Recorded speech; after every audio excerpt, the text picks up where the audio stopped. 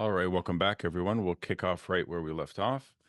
I had us on page 12, 12 to 13, um, where Lacan is talking about um, the gap between the S1 and the S2, and the way that this gap between uh, signifiers functions as almost like a kind of origin of the subject. So he's talking about the subject, and he's asking what this gap represents between the S1 and the S2. And of course, he makes this famous homology between how the commodity is uh, basically represented by way of exchange value, but via use value.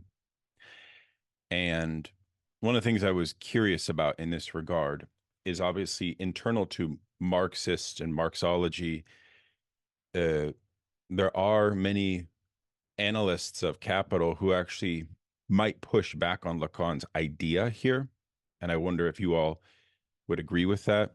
In other words, this idea of exchange value as um, always necessitating a stand in for use value is not necessarily true. In other words, you can have an exchange of commodities that's purely for the instrumental end of exchange value purposes. So that was a question that I had. In other words, is the quote unquote representation of use value something that is necessary in commodity exchange and capitalism? It seems as if Lacan is basically suggesting that that is the case if we read here um, on page 12 and 13. I don't know if that struck anyone else. That did sort of strike me as a question. The other obviously huge point that Lacan is driving here in page 12 and 13 is that the gap between uh, these two homologous relations of exchange of commodities, but also of the subject. And remember, when we think about the subject, we're thinking about the subject as understood from psychoanalysis. In other words, a subject that um, is observable. These splits are observable because it's observable in the field of their speech. So that's quite important because that's the whole hook, right? It's not just any speech, it's speech conditioned to the clinic relation, right? And Gabriel Tupanamba would instruct us that if a Lacanian would interpret Lacan's theory of speech to imply any speech, that would be what Tupanamba calls Lacanian ideology. When you misappropriate and misapply the discourse of psychoanalysis and the truths that it understands, and you generalize it out, right? So that I think is not what he's doing, right? Uh, and of course, we remember that this gap is what produces the object A, and that the analyst is that figure that is responsible for identifying the object A, and that the object A is what sustains the subject. And then Lacan will introduce this notion of renunciation, and which is very important in both instances, both in the how the subject relates to the A object, as well as how the subject qua consumer relates to exchanging commodities on the market. There is, in both instances, a function of renunciation.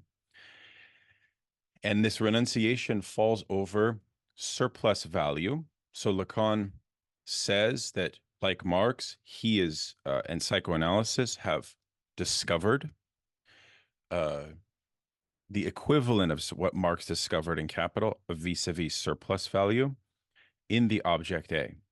Okay, and that the object A um, is also, and this I think is something that we will have to look at later when we get to the math themes. And this is where Lacan actually begins to say uh, it will become necessary for us to begin to diagram these points out. For example, what is the difference between surplus jouissance and the A object and the subject, right? And the relationship of speech that cancels out from one to the other that then produces that excess. So you can already see that we're dealing with a quite convoluted picture that will require the clarity of some basic diagramming, which I think we can get to in time. So these are some general observations. If anyone has a wishes to jump in, they can do so. If not, I'll ask somebody to read an excerpt that I think is useful for us here. And if you wish to jump in, just raise your hand or speak.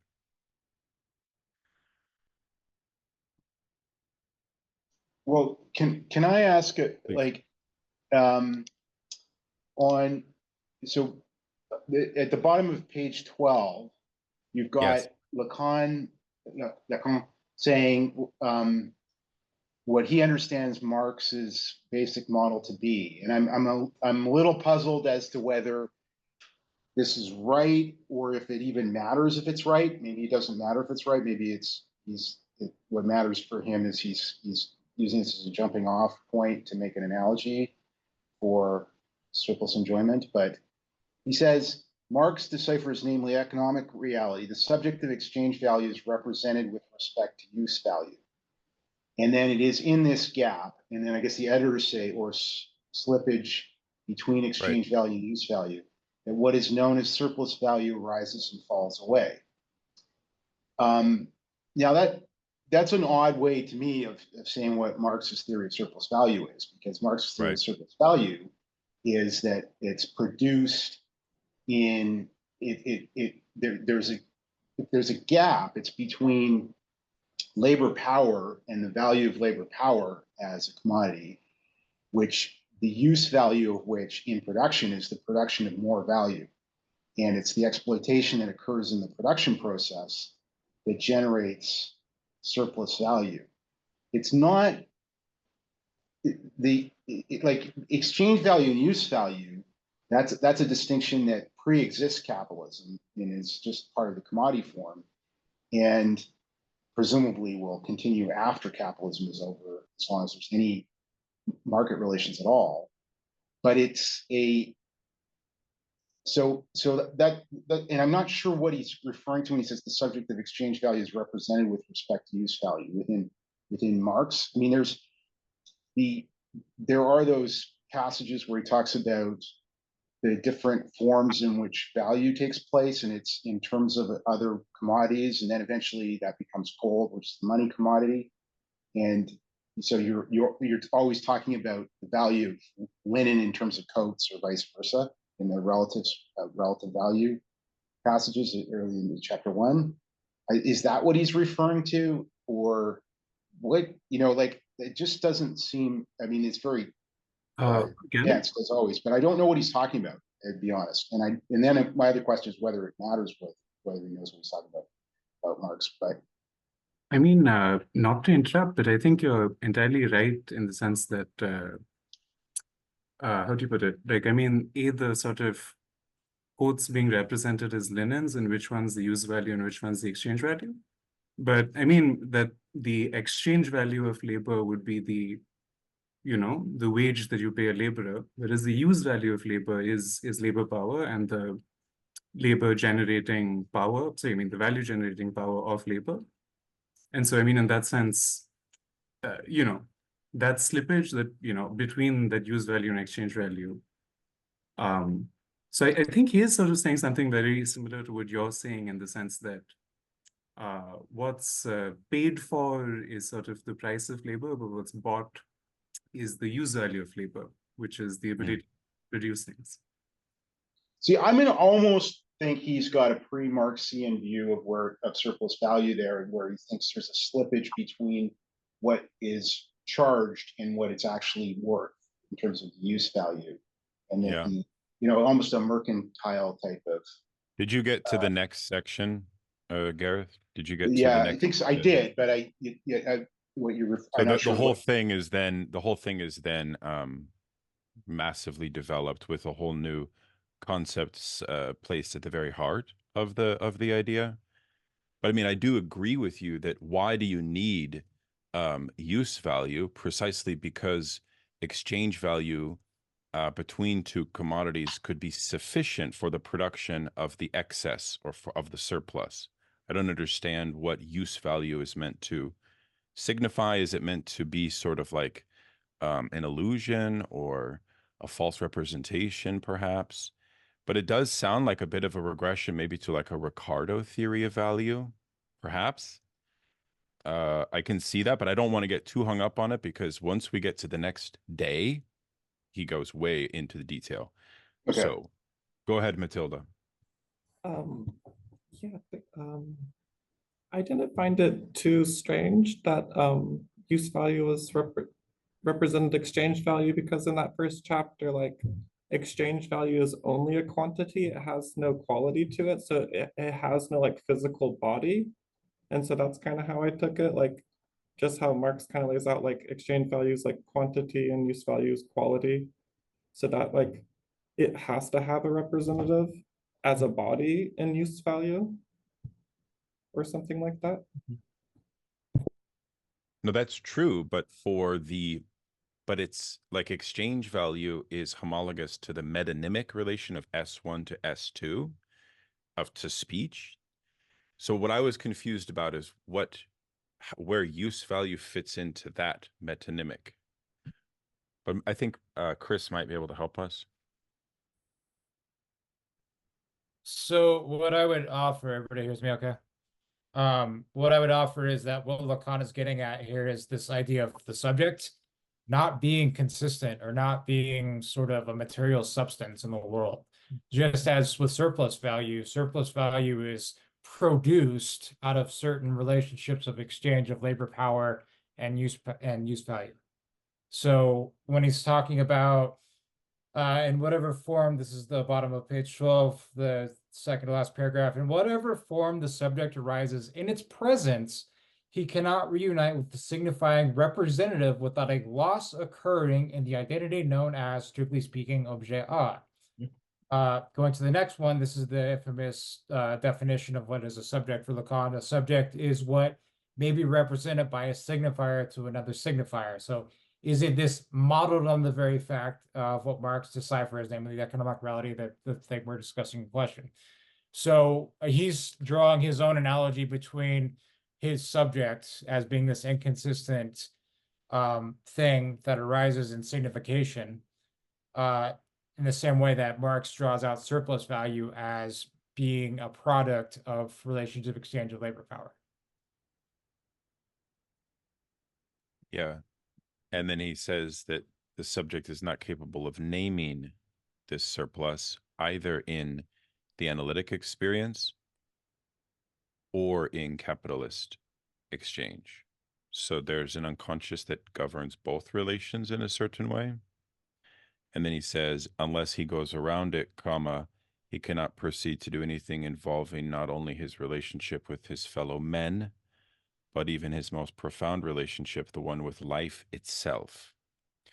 Economic references and configurations are all the more serendipitous than those Freud had at his disposal from the realm of thermodynamics, which were more remote in this case, although not entirely unsuitable. You see the point there is this whole business of energetics is going to come up a lot here.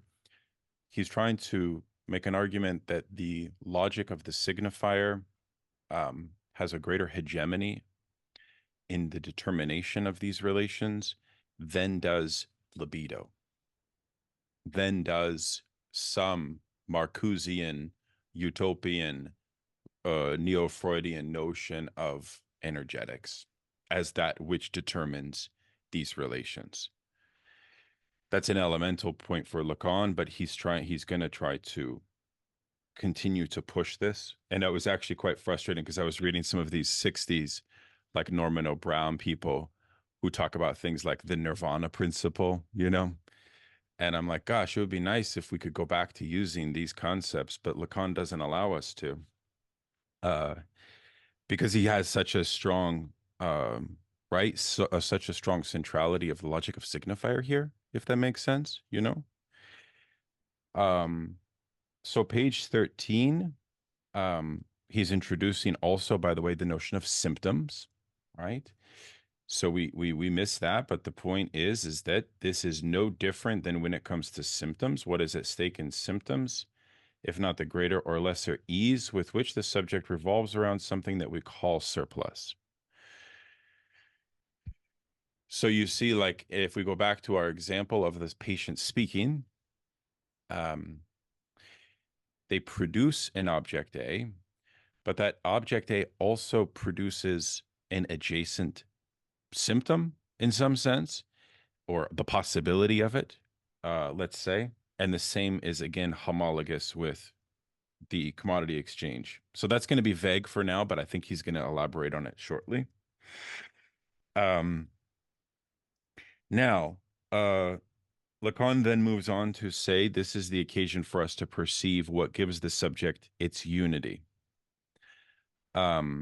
Let's call it for now pre-conscious, not unconscious, which is kind of crazy. And I think Matilda had a question about this. It has heretofore allowed us to consider the subject to supposedly have everything he needs. Far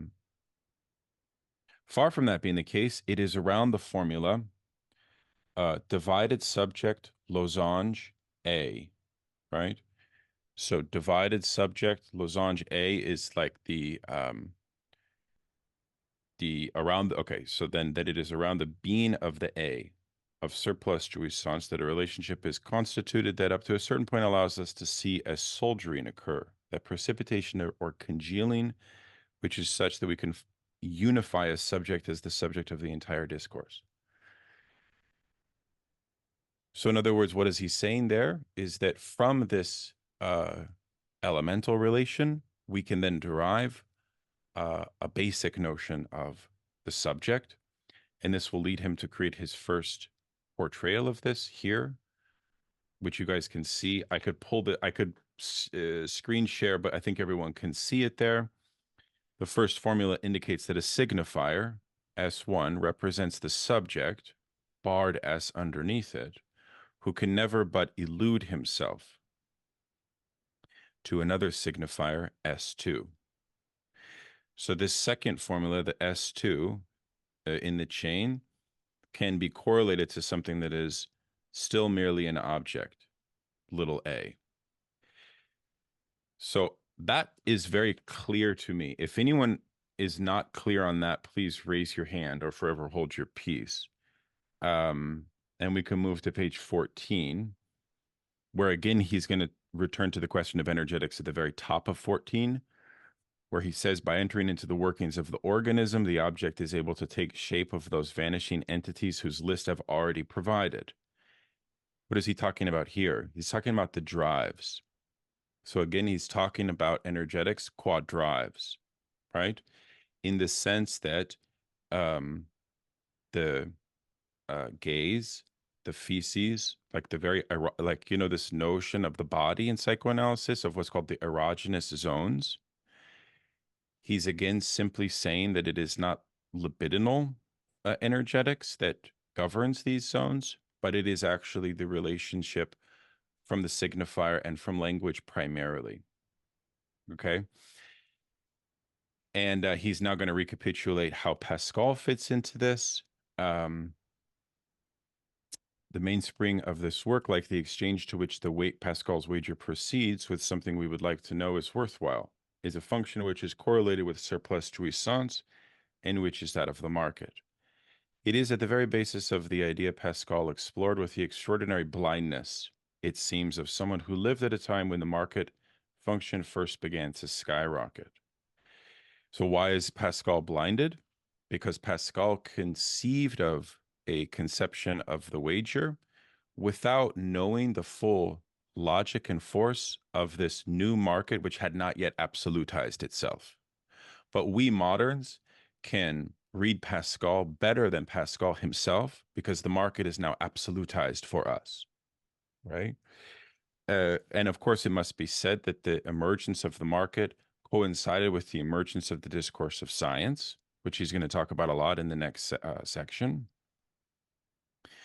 We thus have no need to wager about the next life to know what it is worth where surplus jouissance shows itself nakedly.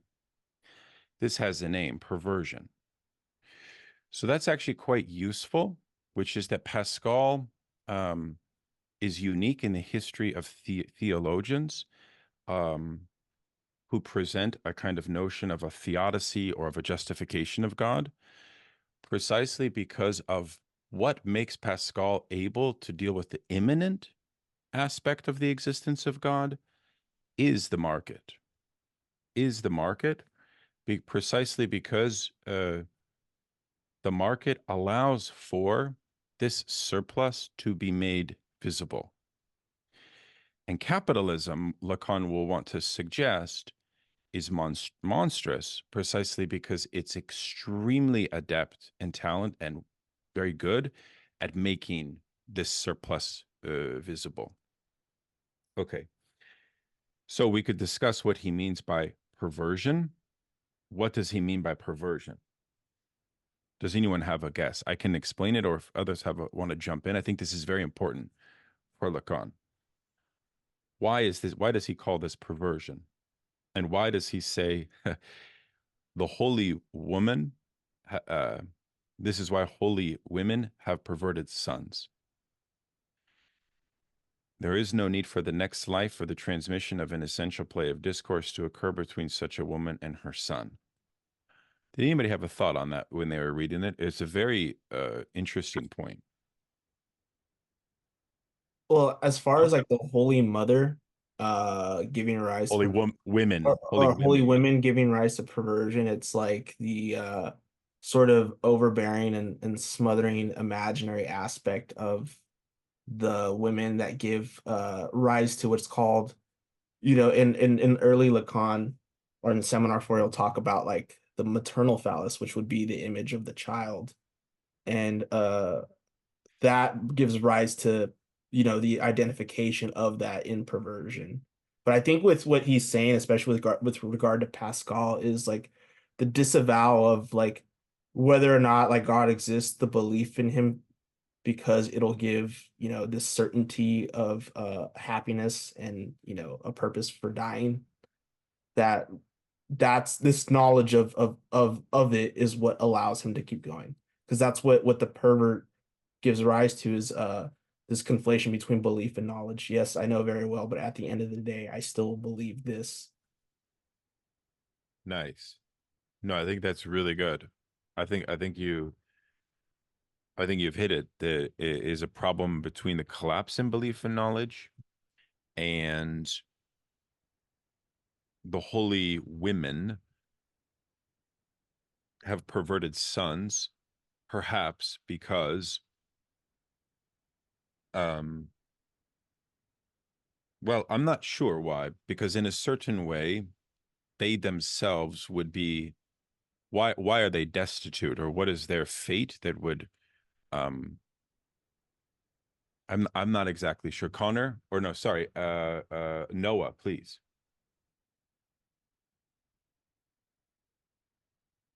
So I guess I'm just kind of I'm wondering with Pascal's wagers, like if a person is able to like fully invest in this idea of God and the promise of and the promise of eternal life, like as they look at the reality around them, and with the idea of like the saved and the unsaved, the in and the out, like who's in and who's out, like it becomes kind of like a type of fetishization in order to in order to fixate upon the afterlife. Is that like an Well, idea? no. I think the thing is this. I'm so happy you said that because you're helping me understand it. When surplus jouissance is, first of all, what is it for theology? It is the mystery which must remain hidden. But when the market deals with it, the market is capable of making it unhidden. This is why Lucien Goldman's notion of a hidden God is so important. Because capitalism, in some sense, is what is making God no longer a mystery. That's perversion. So the sons then probably of the holy women would be more prone to perversion because they will be more willing to rebel in an Oedipal sense against a form of thinking of God in an old-fashioned way. In other words, they would be good capitalist, I guess you could say, hedonistic believers in some sense. That's how I read it, but I could be wrong because it's a very interesting point. But Noah, thank you for that. Connor, would you like to build on that? Yeah, just a little bit. You mentioned last week that it might be interesting to read Civilization and Its Discontent, which I did. And yeah, where we like left off, he mentions what else can be grasped in the term quote unquote happy. And Civilizations and Its Discontent starts off with like, how can culture lead to happiness, right? And basically it says like, this is the discontent, right? This is always in conflict with one another. But this is where Freud also then mentions, perverts, really, because the thing that's for Freud is like what's really important is the succession of and the survival of the species, right? And basically the pervert is someone who does not take that into account. And relating that then to this, it seems as though this peering into the absolute because you are the son of a religious woman is because of that, like, and having a relation to the absolute, this sort of rationality and super ego sort of sensibility, well, they're aware of like what they're supposed to renounce something for. So basically like it doesn't work, right? Being made aware of what you're renunciating for, basically they're not buying it, and because of that they're a pervert. So that's really good because he calls this process of the market becoming more dominant the absolutization. So there's something to that for sure. Chris, please. The comment I want to make is regarding Pascal's wager itself is meant to be a rationalist argument for the existence of God, but also one that just doesn't appeal to your sense of faith. And so what's funny is if everybody saw the Richard Dawkins thing where he was talking about, oh, yeah, sure, I'm an atheist, but I also consider myself to be a cultural Christian. I practice all the things, yada, yada, yada. And so that's actually what Pascal would say is, even if you didn't believe in God and you accepted the wager and you wanted to prove it, then you just go along with the traditions and you just act like a good Christian, even if you don't believe it, and you still get the reward in the end, right? And this idea of markets in Capital, I'm looking at like footnote 5 in chapter 1. Marx will talk about in bourgeois societies, there's an assumption that everyone has encyclopedic knowledge of commodities, is what he says. That everybody possesses this, so they know everything about the market at all times, what the price of this is, what the price of that is. And so I think, again, this goes along with the Pascalian notion of that this is a rationalist orientation for the belief in God. Brilliant. Let's go to Gareth very quickly, and then we'll move on to page 15. Yeah, so sorry, so it just, what struck me was he says that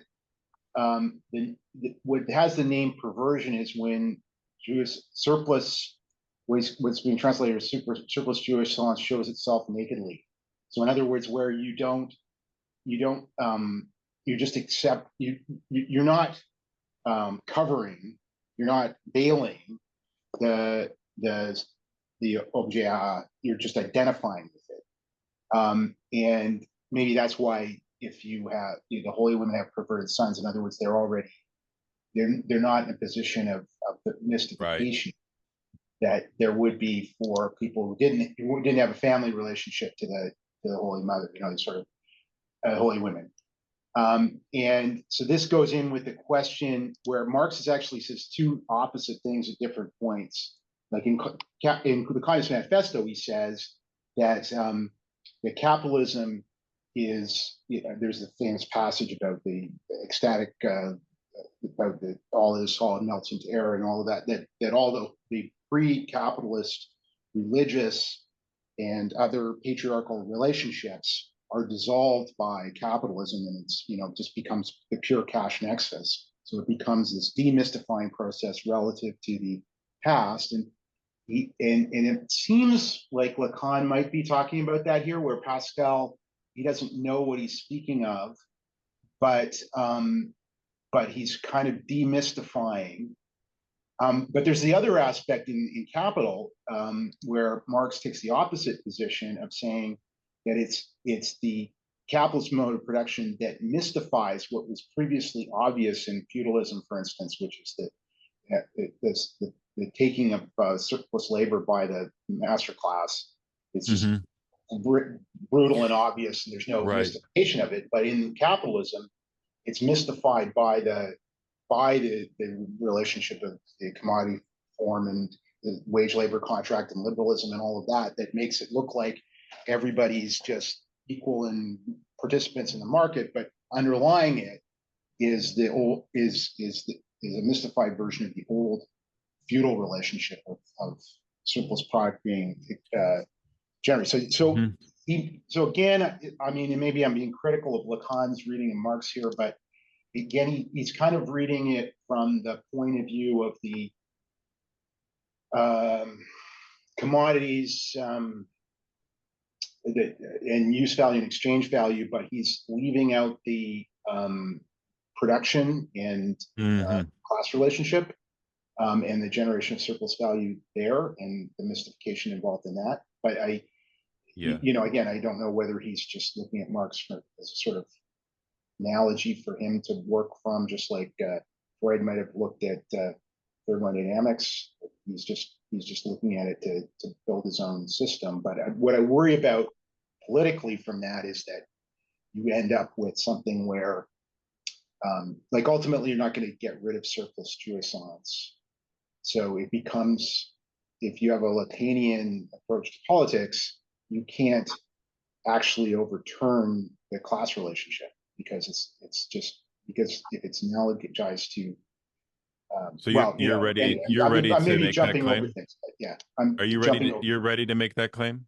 Is that? I don't know. I don't know. I'm not ready to make that. I don't claim to understand Lacan. I would say that for what Lacan is doing, and again, I think who was that brought it up? I think it was Chris that brought it up. That made a really good point. But it's like in this like process of exchange and that like this homology that Lacan is using, he's not so much focused on, the intricacies of class exploitation or the class struggle, which is the social relation.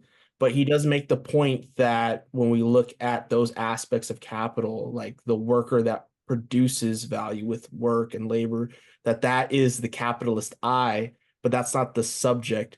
And I think what the subject of capital is, which is not even the capitalist would be an I as well of capital. But the subject of the unconscious in this capitalist discourse that is, propagating this exchange of MCM that Marx discovers, and it's analogous or homologous to the signifier represents the subject for the other signifier.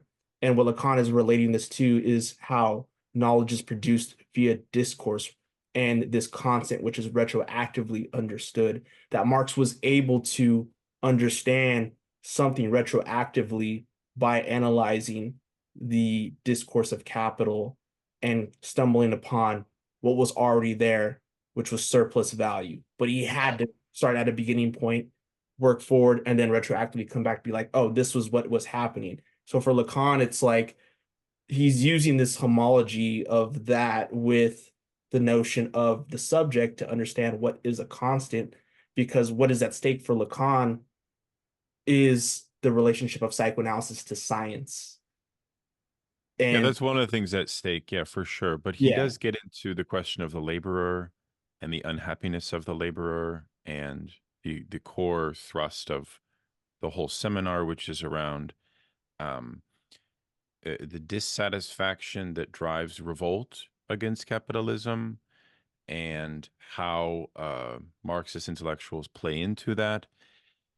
So, I mean, look, it's totally fine, and I've written about this myself to supplement Lacan's theories, which do not have, I think, to Garrett's point, an adequate theory of domination, of Marx's theory of domination. It's not there.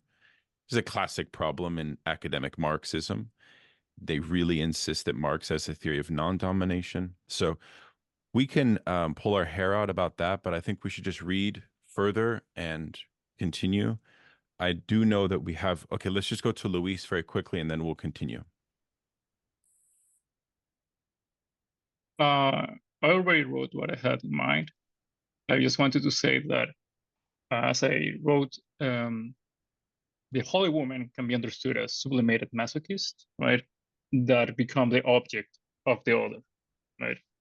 And therefore, from doing that, right, and this sublimated form that is accepted, right, they gain this jouissance of, flagellating themselves and knowing that they're going to heaven, right?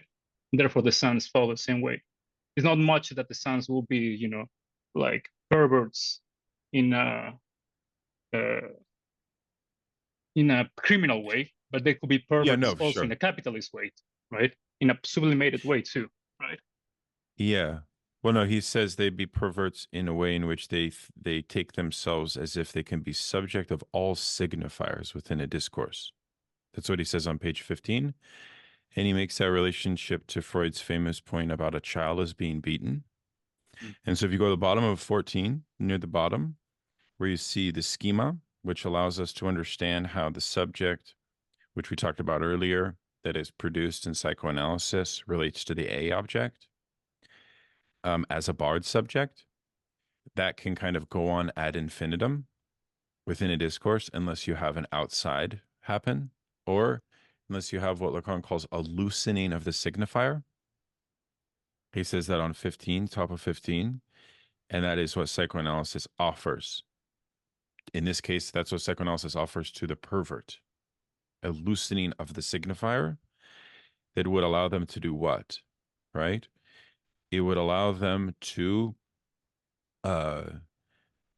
break from this process, because this process, he says, creates a certain suffering, right? So it's about that. I think that is actually quite interesting. So if we read Lacan on the top of 15, he says, if, owing to the fundamental rule of psychoanalysis, something can be sufficiently loosened up in this chain so that revelatory effects occur, how can we characterize this fact so as to give it its full import?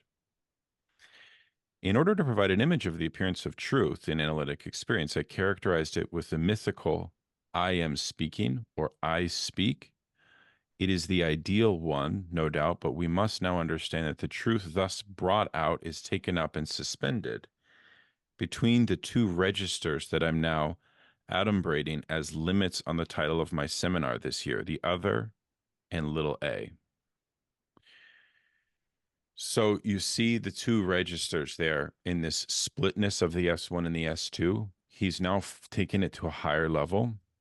And this is where you could think about Pascal comes in through the register of the other.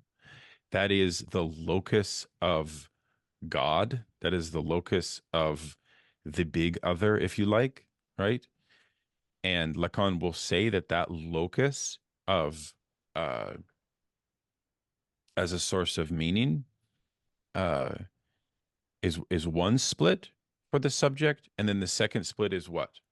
The second split is A, which we had already been introduced to before. So the question then becomes, what does capitalism do to both of these sites of otherness? So now we're really beginning in some sense. Everything else was sort of a build-up to this, and he's now saying this is what the seminar will be about. So we can kick it off here. Perhaps, Andrew, would you mind reading what is the other ? It is the field of truth. Would you just read that for us? Yeah, on can you 15. Yeah. All right. So Lacan says, what is the other? It is the field of truth that I define as the locus in which the subject's discourse takes on consistency and in which it is proffered in order to offer itself up to be refuted or not. The problem arose for Descartes to know whether there is or is not a God who guarantees this field. Today, the problem has totally evaporated, owing to the fact that there is no possibility of a totally consistent discourse in the field of the other. End of passage.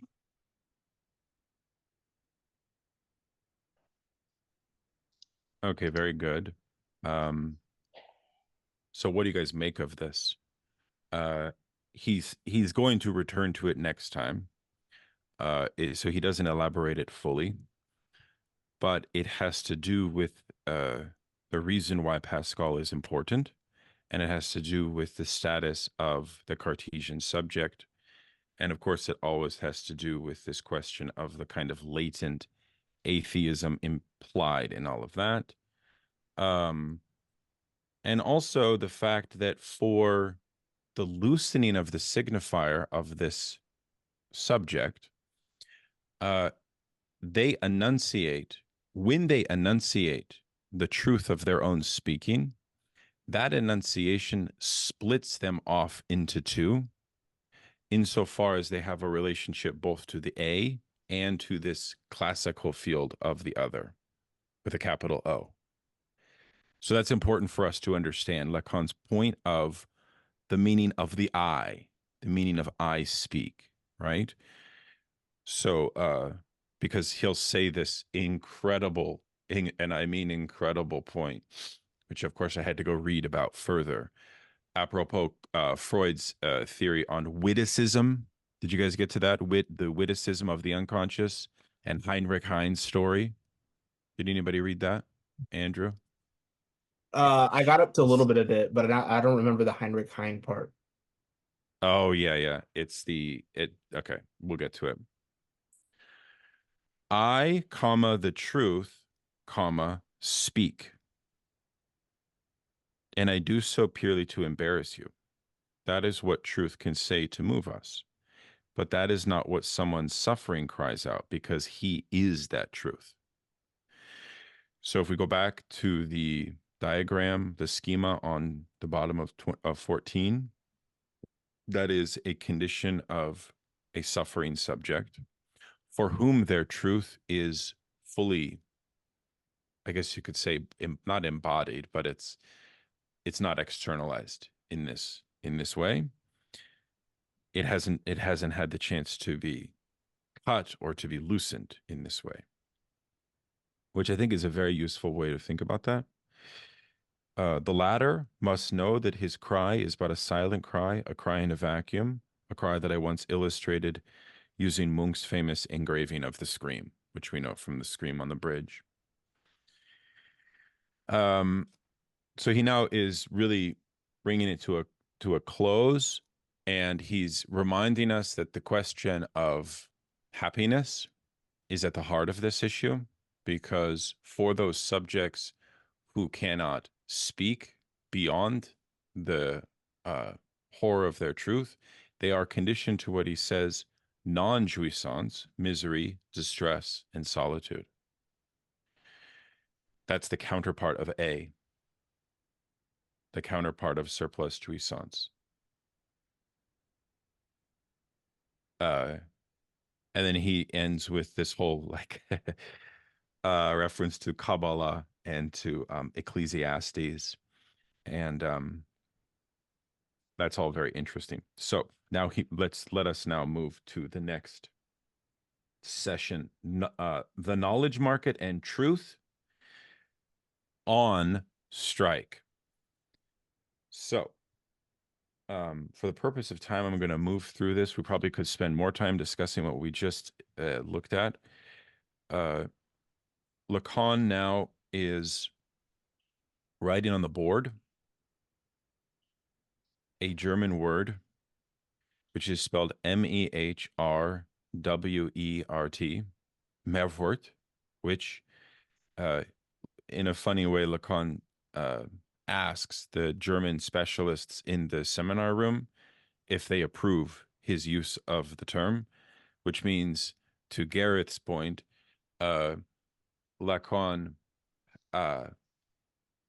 had Althusserian Marxist specialists with him. And you notice another funny thing is that he holds up a copy of Marx's Capital, and he says, well, I've had this copy of Marx's Capital ever since I was a young man, even before I started school. I think he gives his age too. So I take that as an indication, Gareth, that he's sort of speaking to people like you who are skeptical about whether he really knows his Marx. Because, you know, he's trying to start off by saying that he does, right? So it's up to us to decide if that's true, I guess. So he says that he's plastered this concept from Marx is what he meant to do, is to plaster surplus value with surplus jouissance.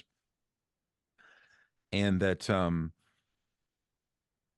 but he also uses the concept of mehr Lust. So does anyone want to discuss the value or the use of these two terms, and perhaps even the difference between them? Obviously, the connotation of mehr Lust is interesting given the lust thing, but I haven't spent too much time on breaking down the etymology of them. If anyone has, feel free to jump in. But on page 20, he's really recapitulating the last seminar day, as well as in this next section where he's returning once again to the question of structuralism. And he's reminding everyone what accounts for a discourse.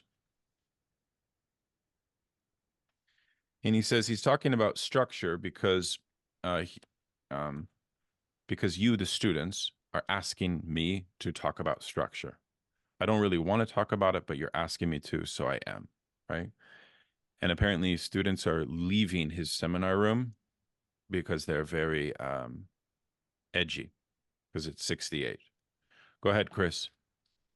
I think we would be remiss if we didn't point out the sort of emphasis that he is writing this on the board.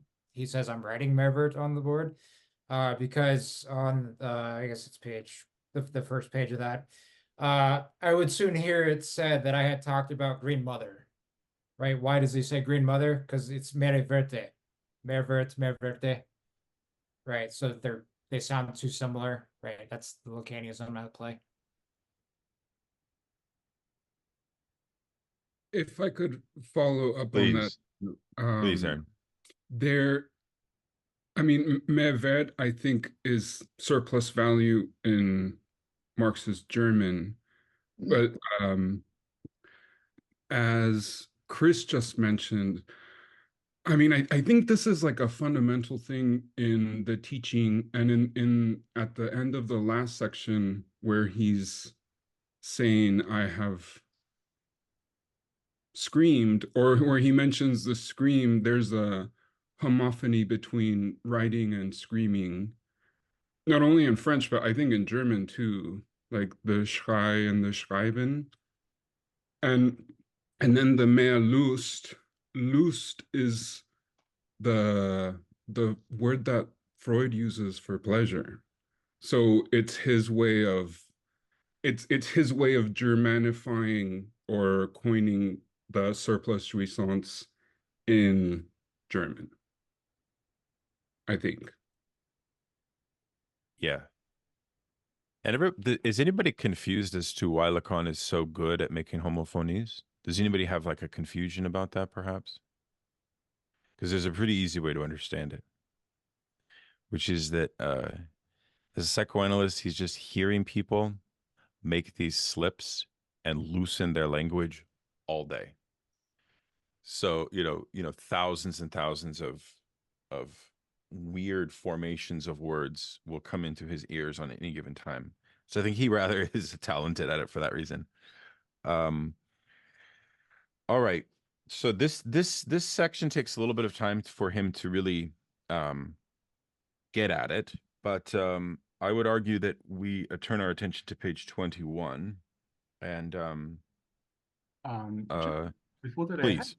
I had two sort of small questions, I guess, which are, I mean, about, I guess, the word homologous. And I wasn't, again, like, I guess it goes back to this question about what exactly is the analogy, but it was sort of strange because he's not using analogous and I mean, normally when you're drawing an analogy, I guess the point is that it's not a metaphor, it's sort of the signature between two things. And so, I mean, there's this, I mean, what exactly does he mean by homology, and is that distinct from analogy, and in what kind of and the second thing was, I guess, about this is kind of a silly point, I guess, but he says this thing about Marx's seriousness and the fact that section 1, I guess, sort of starts with, again, a sort of like a wager. Like where he sort of says that one of the following two things is true. And I don't know, I mean, that set of ideas about seriousness, but on the other hand, wagers and puns, I guess, which are sort of by nature sort of frivolous. I don't know, I'm not really sure what it was just something that sort of stuck out. So I was sort of wondering if anyone else sort of had thoughts about that.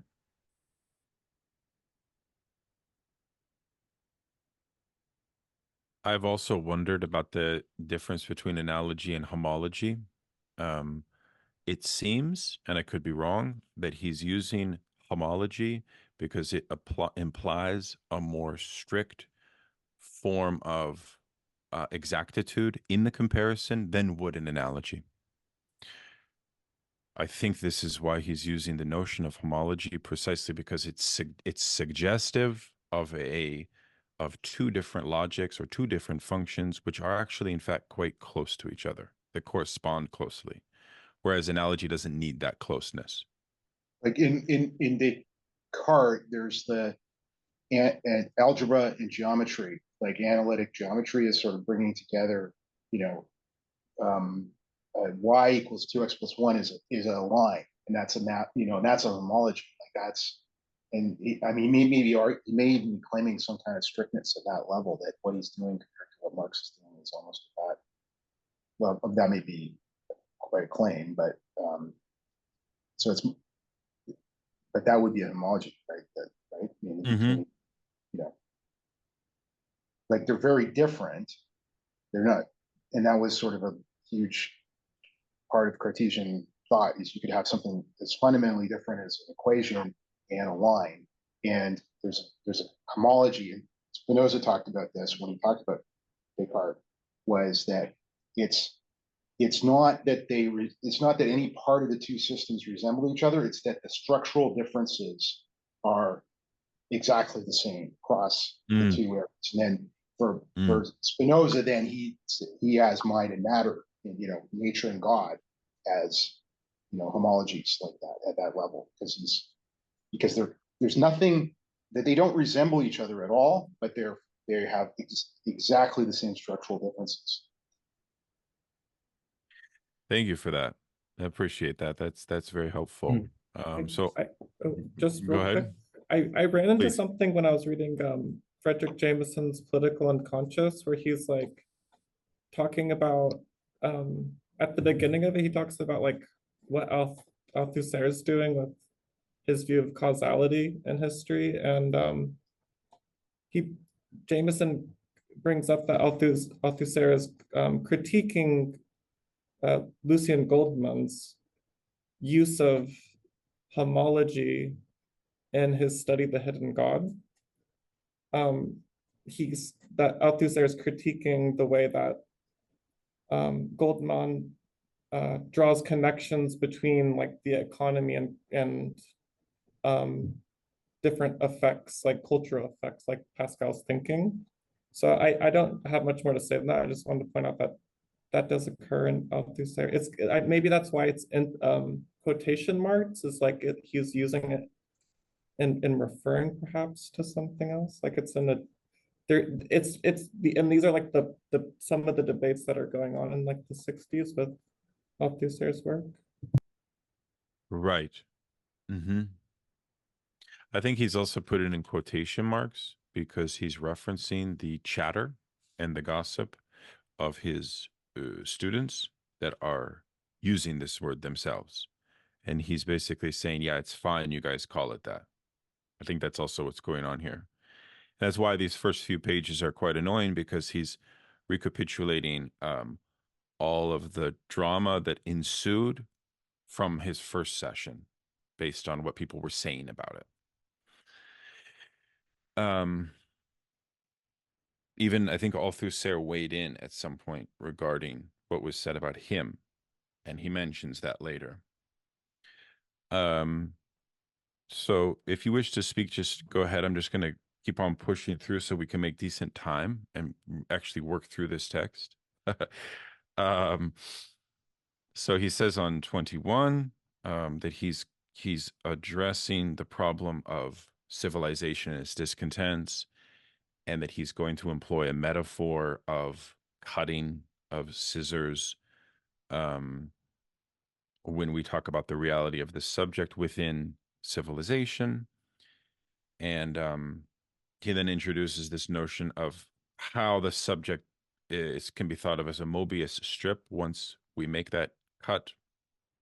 Because he's referring to this as a metaphor. Now, on page 22, I think we've reached a point which is very useful for us to read aloud together. And it brings us back to the debate about energetics. Matilda, if you wouldn't mind to read starting at long before such laughable objections were published. Would you mind reading that section? Long before such laughable objections were published, I had highlighted in classes the parties involved may well have attended, since they made use of them later in their own lectures. The fact that energetics is only conceivable as a consequence of discourse. It is not because it falls under the heading of physics that it isn't clear that there is no way to begin to formulate the principles of all energetics, in the literal sense of the term, namely, the reference to a constant, which is precisely what is known as energy, with respect to a closed system, which is another essential hypothesis.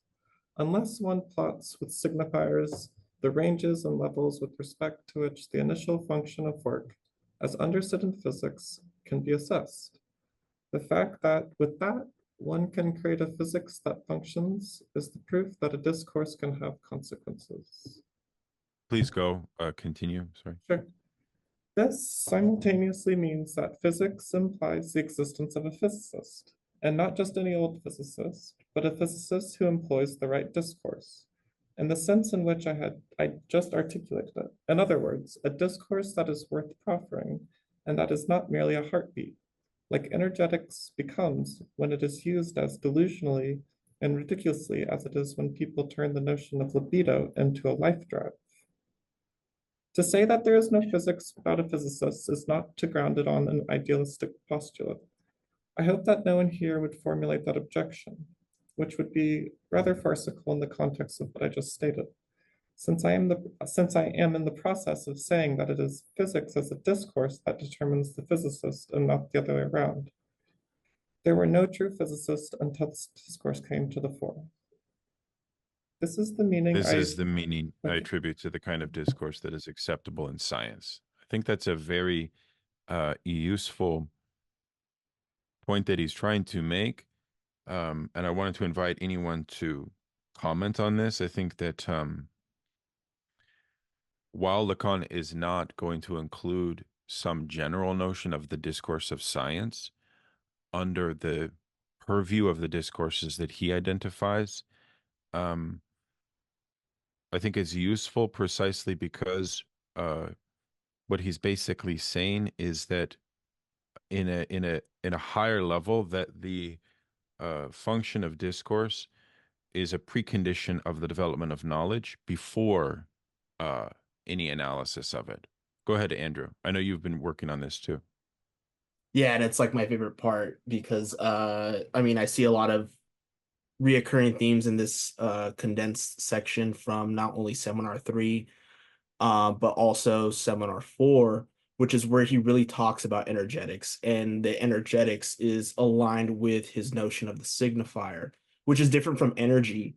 and that point that Matilda read about people turning the like libido into the life drive is something that Freud had a hard time struggling with, and this is why he maintained a sort of strict dualism between libido drives and ego drives.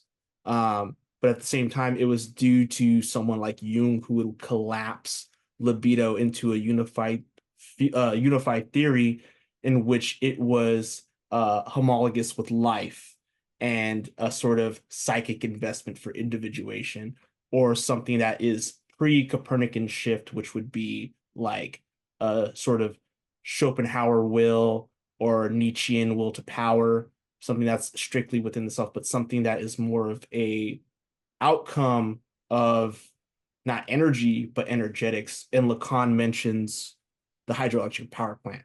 And so what I see right here he's doing is he's showing that it's on the level of the signifier that we get an energetics. With physics, and why he's so adamant about physics is because physics is very similar to that of the signifier within the discourse of science, because even though it will likely think it's talking about nature, it's creating pure writing, and then it plugs in natural values. And so discourse creates the physicist, but the discourse that physics is operating with is still on the level of the subject of science, which is a split subject. It's a Cartesian subject. Yeah, that's very good. And that's why Lacan doesn't need to posit that the knowledge that's produced within the discourse of science is somehow distinct from all other discourses. All other discourses incorporate already that subjectivity. It's not unique. It's not different than that. So this is touching a big thing. Go ahead, Chris. Just to comment on Lacan and science, it's always been the case that Lacan is defending psychoanalysis as a science, but the question is what kind of science? And when people say, well, it's not scientific, show me the empirical proof of the unconscious, yada, yada, yada, Lacan will always respond, well, yeah, I work with non-empirical concepts all the time, and I do it scientifically, such as the physicist who uses time, right? What is time measured as? What did we actually use time before Huygens' clock? He makes that point in the Rome Discourse, or function of field of speech and language. So there's all these conjectural elements that sustain science as a discourse, that once you ask the question, okay, but what do you mean by that? Or what's the, you interrogate these elements, that discourse falls apart. There's no big other to render it consistent. In that sense, this goes back to, he'll bring this up much later in like a couple chapters when he starts talking about knowledge and knowledge of itself, that kind of thing. Yeah, that's really good. Yeah, the inconsistency of the locus of the other with a capital O. Go ahead, Gareth.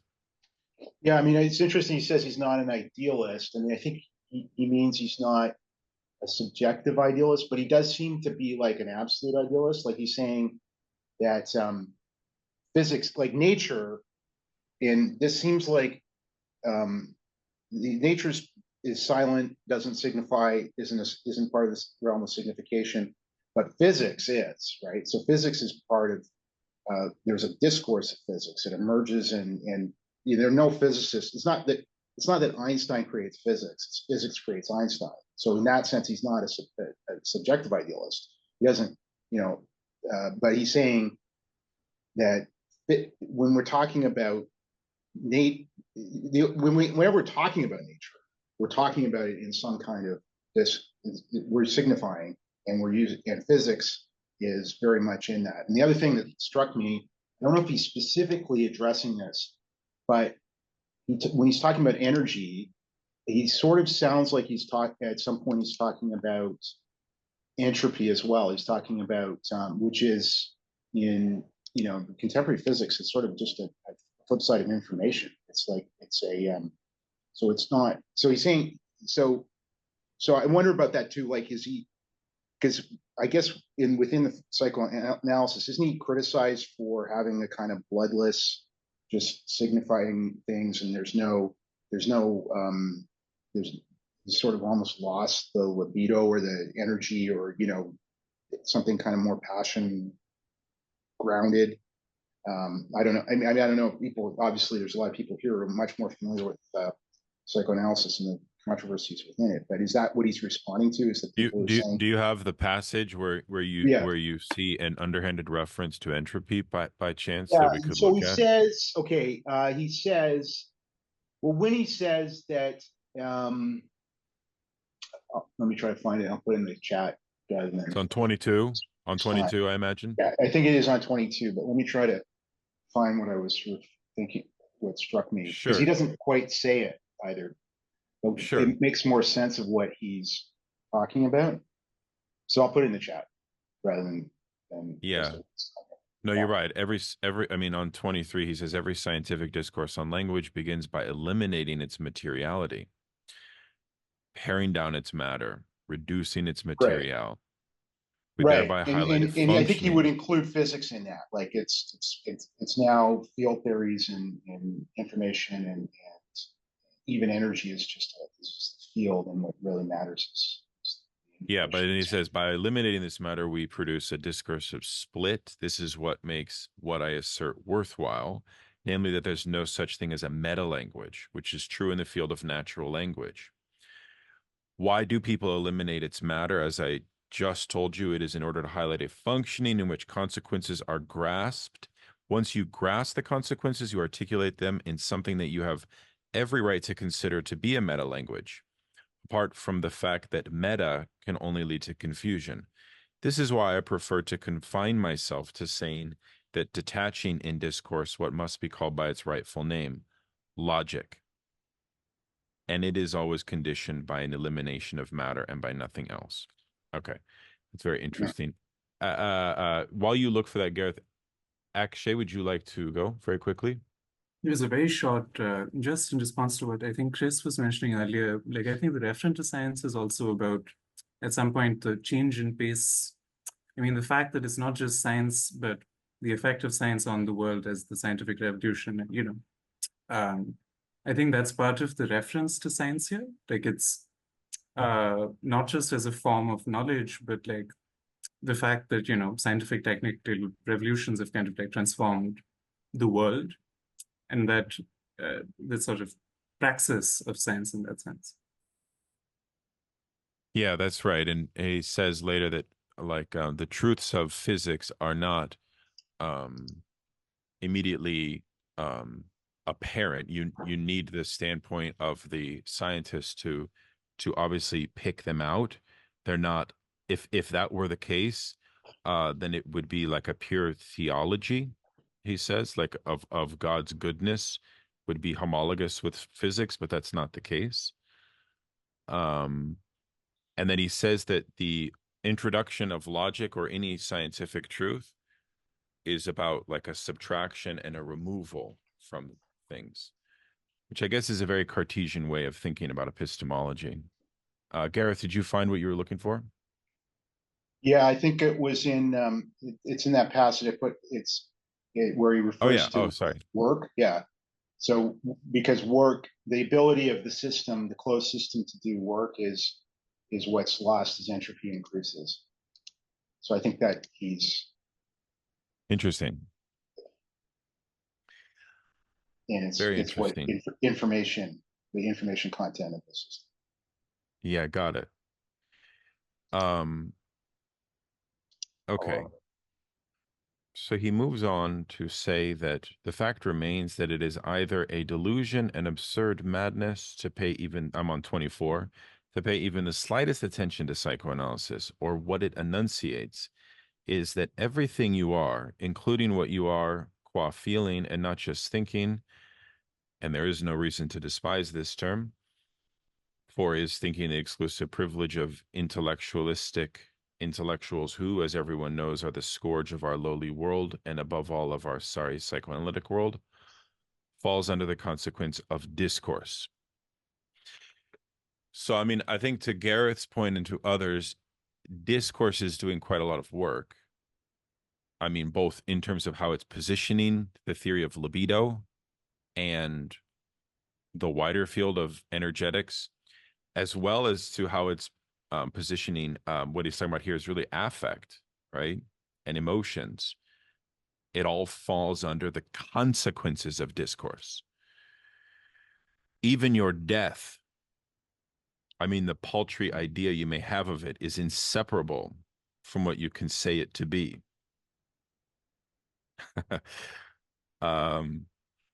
You cannot even begin to speak about your death naively. I'm not alluding here to the fact that primitive peoples are thought to be naive. So, okay, so he's getting quite intense here. And now he's returning to the question of the origin of mathematical logic, which I think is useful for us to look at. Okay. We analysts have a few people trained in what is known as quote unquote, mathematical logic. This name denotes an old discomfort, as if there were any other kind of logic, exclamation point. Mathematical logic is logic to core. It turns out to be of interest to mathematicians, and that distinguishes it from Aristotelian logic, which obviously did not interest mathematicians much. The fact that it interests mathematicians constituted progress in logic. Of course, to call a spade, mathematical logic is altogether essential to your existence in reality, whether you know it or not. And what he's doing here, by the way, is taking this reduction of discourse and he's even extending it further. And he's saying, for all of you young people that are listening to me right now, you have a certain advantage because you can learn something about the reductions that I'm about to make. I don't know if reductions is the right word, but follow me in this let's call it formalization. Because that's like where the real learning is going to take place, which I found very interesting. Go ahead, Noah.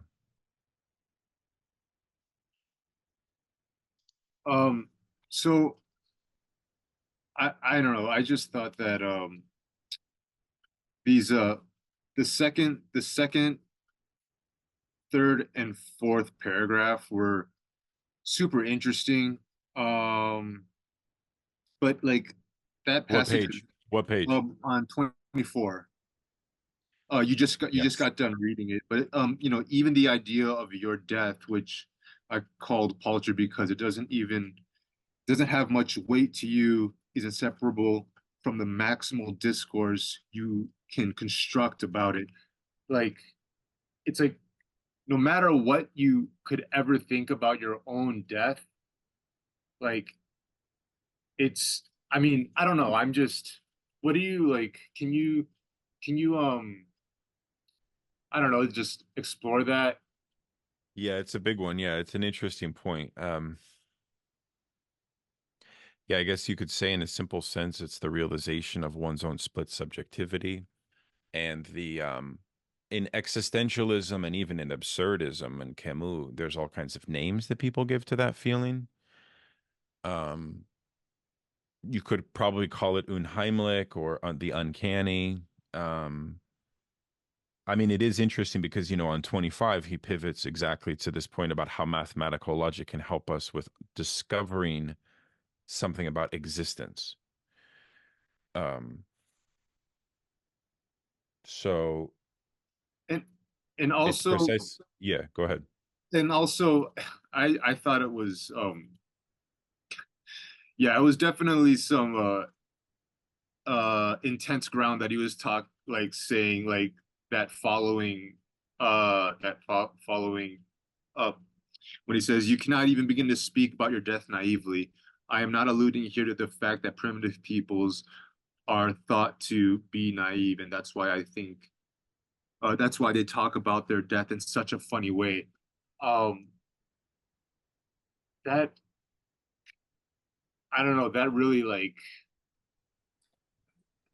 that was kind of like a hard thing to hear a little bit.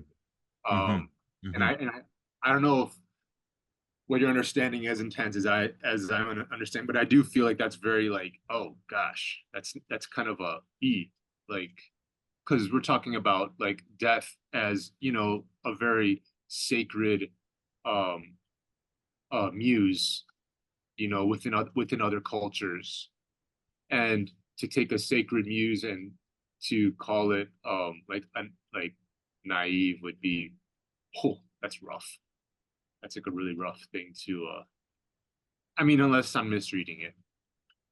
No, I mean, I think you're not misreading it. I suppose the question is, what does a given discourse allow you to say about your own death? And what then, therefore, is the discourse that we are subordinated to? What precisely are the impositions and the limitations that it puts on us in terms of what we can enunciate or say about our death?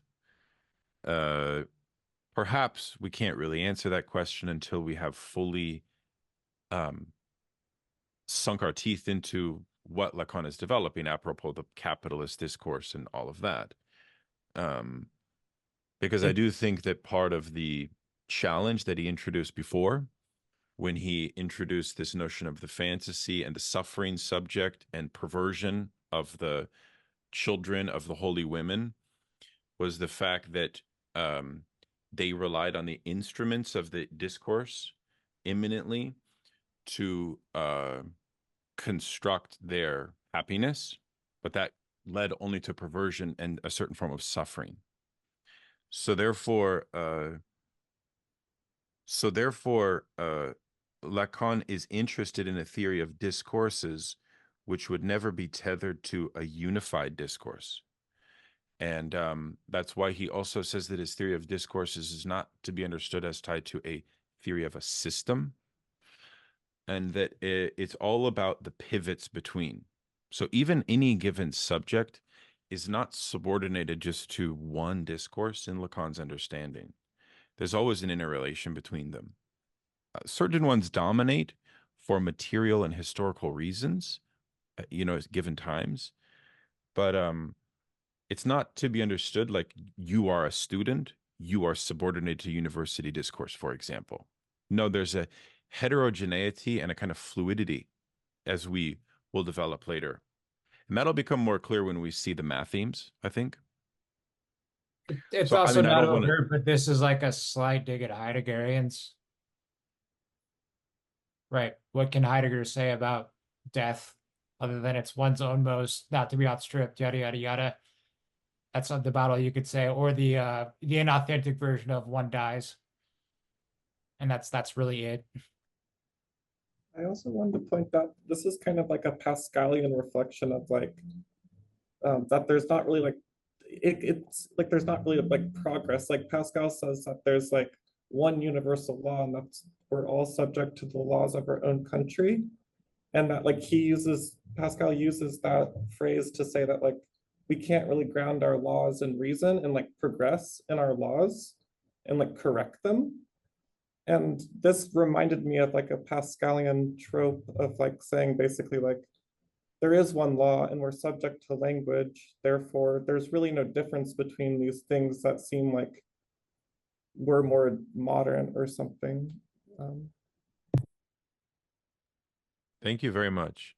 I wanted to follow up on this mathematical logic piece and just read a passage that I think really we'll get to the heart of what he's talking about on 25. If somebody wouldn't mind reading at the point where he says, the bizarre question that arises here is whether, it's like right in the middle of 25. If we just read down like 2-3 paragraphs there.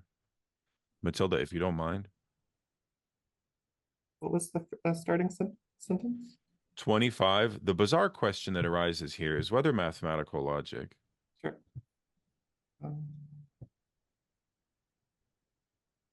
25. Is it inside of the paragraph? Yeah, it's inside. Sorry. Yeah.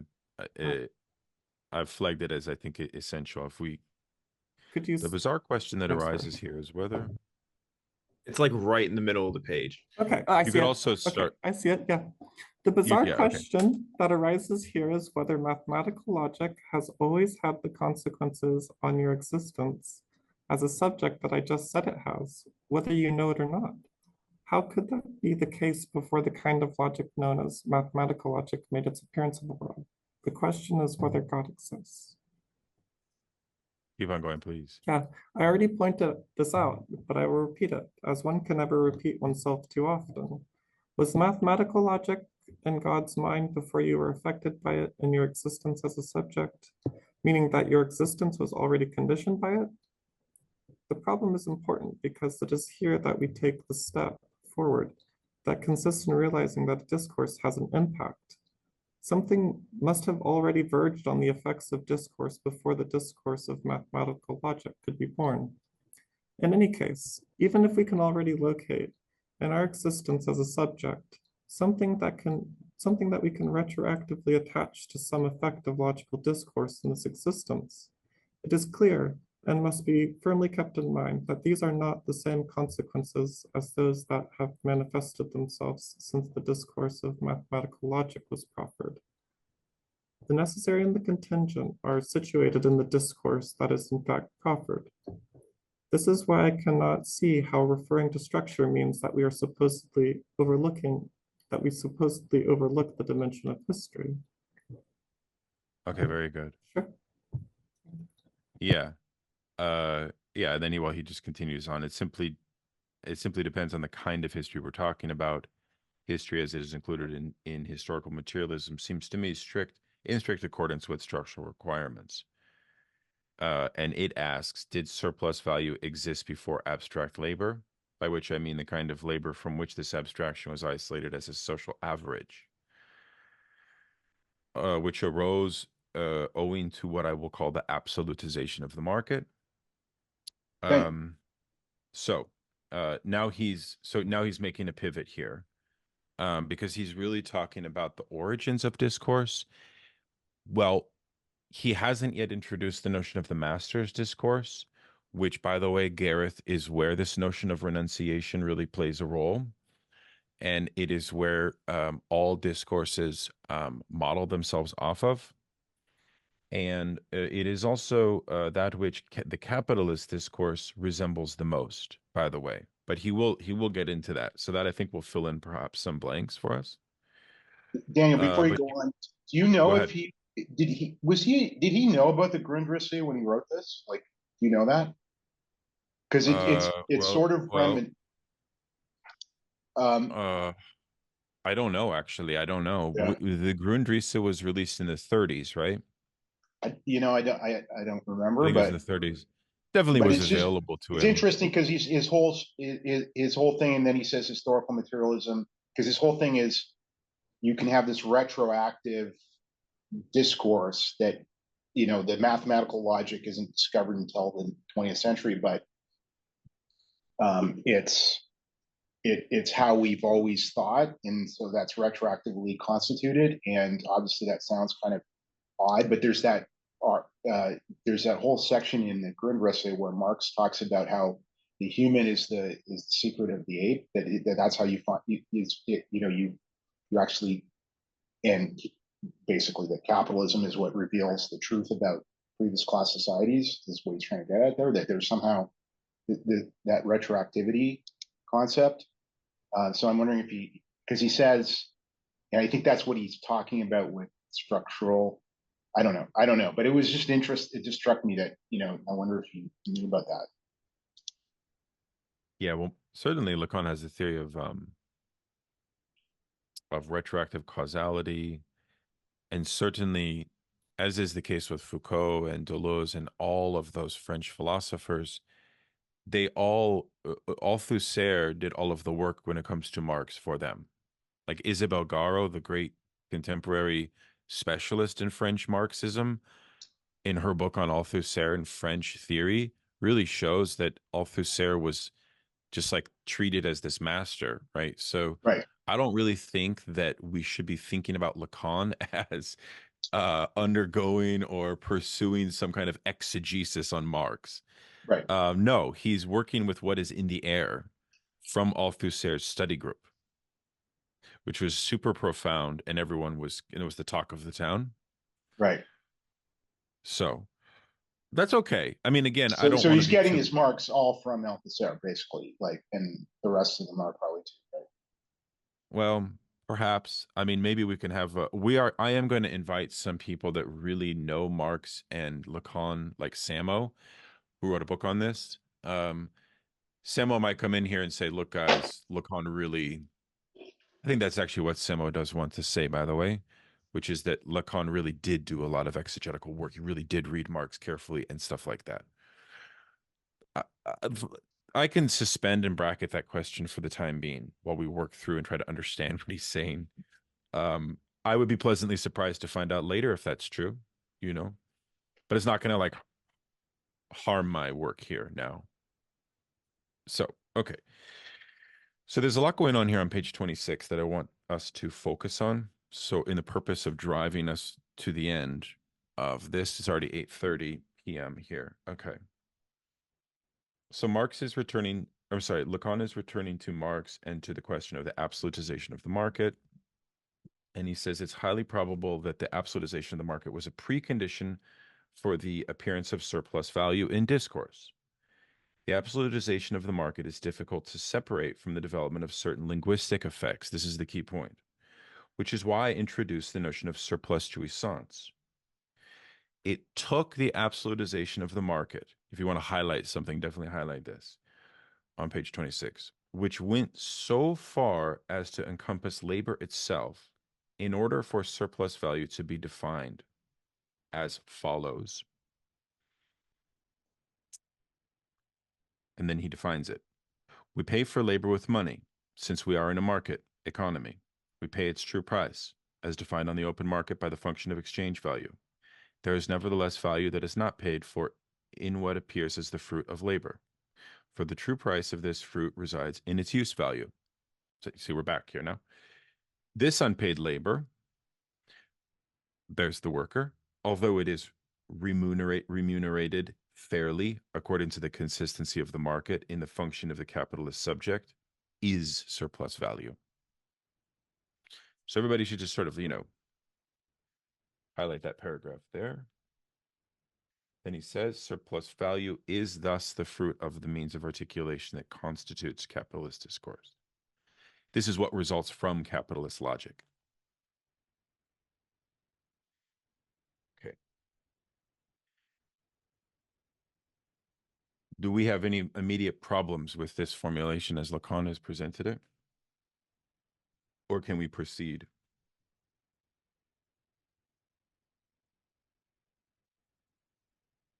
Okay. Well, why don't we just proceed? I mean, I wouldn't necessarily accept it as a good summary of Marx. Sure.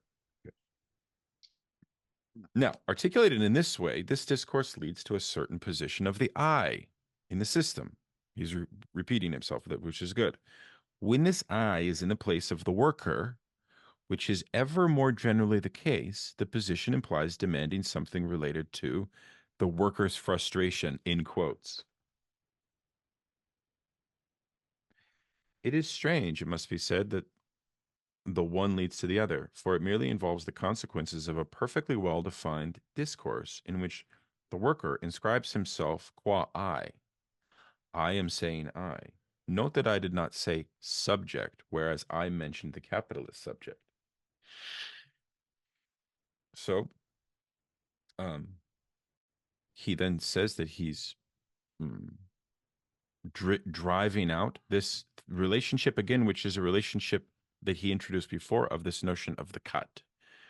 So I read this, and correct me if you think differently, that for the worker, unlike, say, for the capitalist or maybe even for the bourgeois, there's a different cut that's going on in their subjectivity, in their enunciation. Hold that thought and remember, fast forward very quickly, when Lacan introduces Freud's theory of wit and witticisms, he makes a beautiful point that some jokes are only fully understood based on the production of the I within a relation of the capitalist discourse. And basically, well, I don't want to jump too ahead, but it's the best way to understand exactly what he means by this notion of the cut and the I. So just hold that thought. Moving down on 27, because what is this question of I? Remember, it's the question of truth.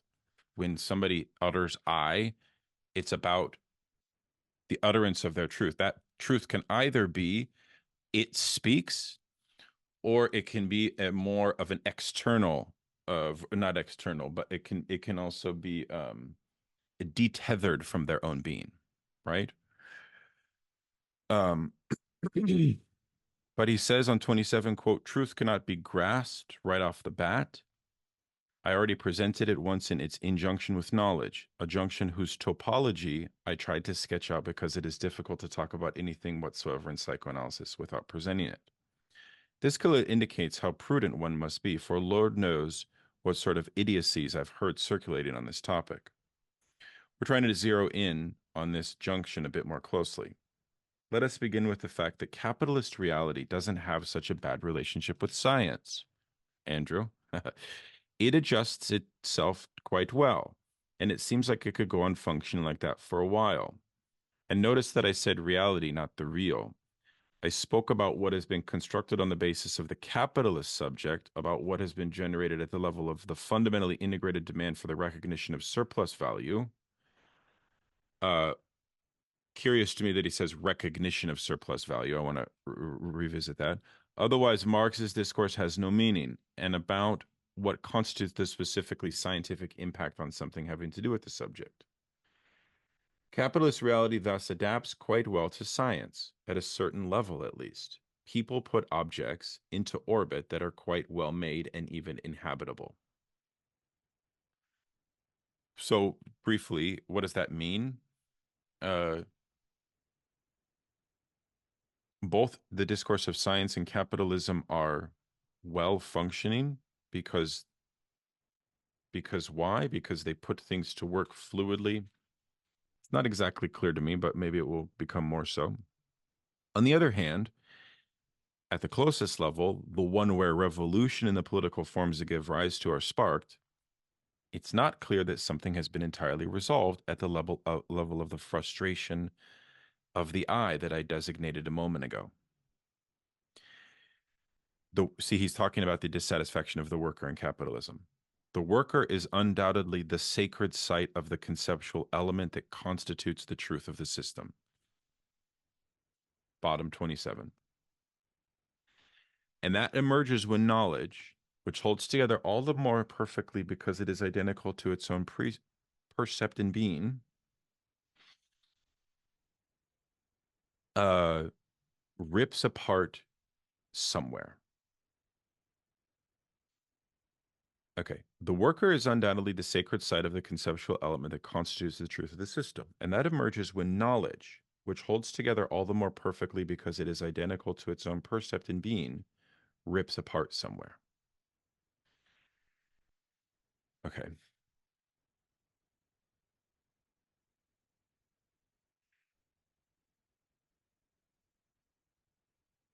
Let us thus take a step that is permitted by the fact that we are undoubtedly dealing with the same substance here. Let us see what this structural fabric feels like and cut it with our scissors.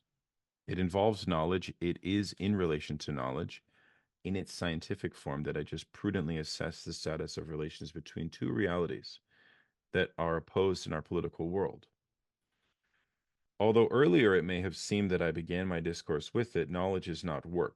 I may at times be acquired by working, but I can also be handed down to you on a silver platter. Knowledge is ultimately what we will call the price. The price is sometimes incarnated in money, but knowledge, too, is worth money. Indeed, ever more money. And here's the key point. This is what should tip us off. The price is the price of what? It is clear it is the price paid for renouncing jouissance. It is by giving up jouissance at the outset that we begin to know a little bit about it, without there being any need for work to do so. It is not because work involves renouncing jouissance that every renunciation of jouissance is accomplished solely through work. You have an epiphany that allows you to hold yourself back or contain yourself. I alluded to this last time in order to define thought. If you stop to think for a spell, you can perceive, for example, that woman does not live on bread alone, but also lives on your castration, assuming that you're male. Knowing that, you will live your life more sure-footedly. It has use value. Knowledge has nothing to do with work.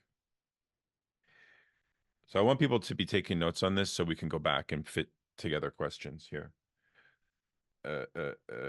But in order for something to be clarified here, there must be a market of knowledge. Knowledge must become a commodity. This is happening all too quickly, and we had no clue about it before. We should at least have an inkling about it when we saw the form that things were taking and the free-for-all that has been occurring for some time at universities.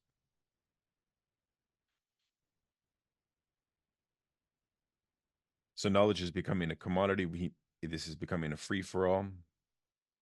It's been detethered from what? From use value. Okay. There are things I've spoken about in passing from other perspectives. For example, that there's no such thing as intellectual property, which doesn't mean that there's no such thing as theft. This is how Proudhon begins his 1840 book, What is Property? All of that's complicated, as it only began naturally when people began to be paid to give lectures abroad. But this is all anecdotal. Knowledge does not form a market owing to men's corruption or their imbecility. And he goes on. Okay. So in other words, what is he saying is that the knowledge in capitalism is not the knowledge of the university discourse. It's two different things. But let's stop because I think it might be good to go back over some of these things here. We cover quite a lot of ground from 27 through 28. Anyone wish to come in and comment here is welcome. Please. I mean, the worker is undoubtedly the sacred site of the conceptual element that constitutes the truth of the system. Like that. I mean, I work at Trader Joe's. Okay, like I am in it. I'm in the belly of like this machine, and it's just like to think like as like capitalism as a machine, and if the workers are the element, like if you break down that element to its like anatomic level, like we're just like a combination of positives and negatives. And then and I was gonna ask earlier, like what is the I within the capitalist reality?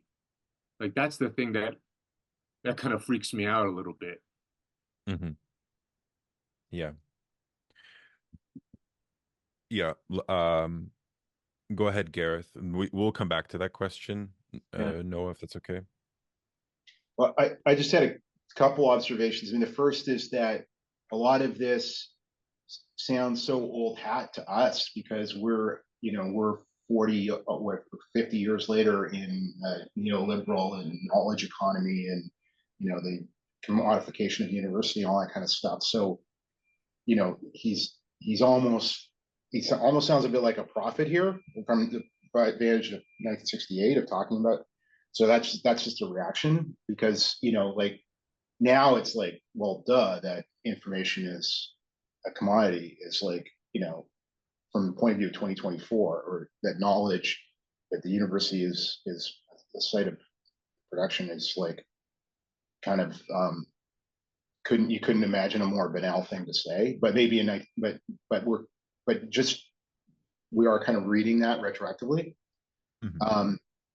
The other thing that I thought was interesting, and I like, because I keep getting enjoyment, because I keep wondering what he's going to say about the relationship between labor and this renunciation of jouissance. Because you might just sort of naively say, yeah, of course, labor is when you have to give up enjoyment. You could be on your couch watching, smoking pot and doing whatever you want, and then you have to go to work. So you're renouncing jouissance. And so he in some sort of very, ordinary sense of that. But he says it is not because work involves renouncing jouissance that every renunciation of jouissance is accomplished solely through work. I don't necessarily know what he means there, but but it is a reversion of the kind of obvious point that you're giving up enjoyment to go to work because that's the only way you can get money from the wage worker's perspective. So he's saying he isn't saying that, I assume, because he's saying it's not the case that work is sort of defined. it's not because work involves renouncing jouissance. But then he says that every renunciation of jouissance is accomplished solely through work. So I'm more asking if you've got any thoughts of what he could possibly mean by that, because it sounds like he doesn't mean the obvious thing. Right. Right.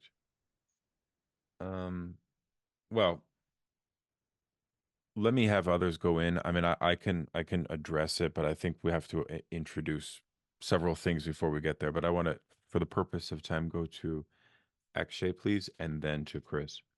So I guess two things. On the sacred side, like I guess what this brought to mind was sort of, and also renunciation. Like if anyone's read sort of Max Weber's Protestant Ethic and the Spirit of Capitalism, but this very idea of like what specific kind of desire animates the capitalist rather than say the miser, and it's not hoarding, right? Like, so what particular form of enjoyment, and this question of sacredness.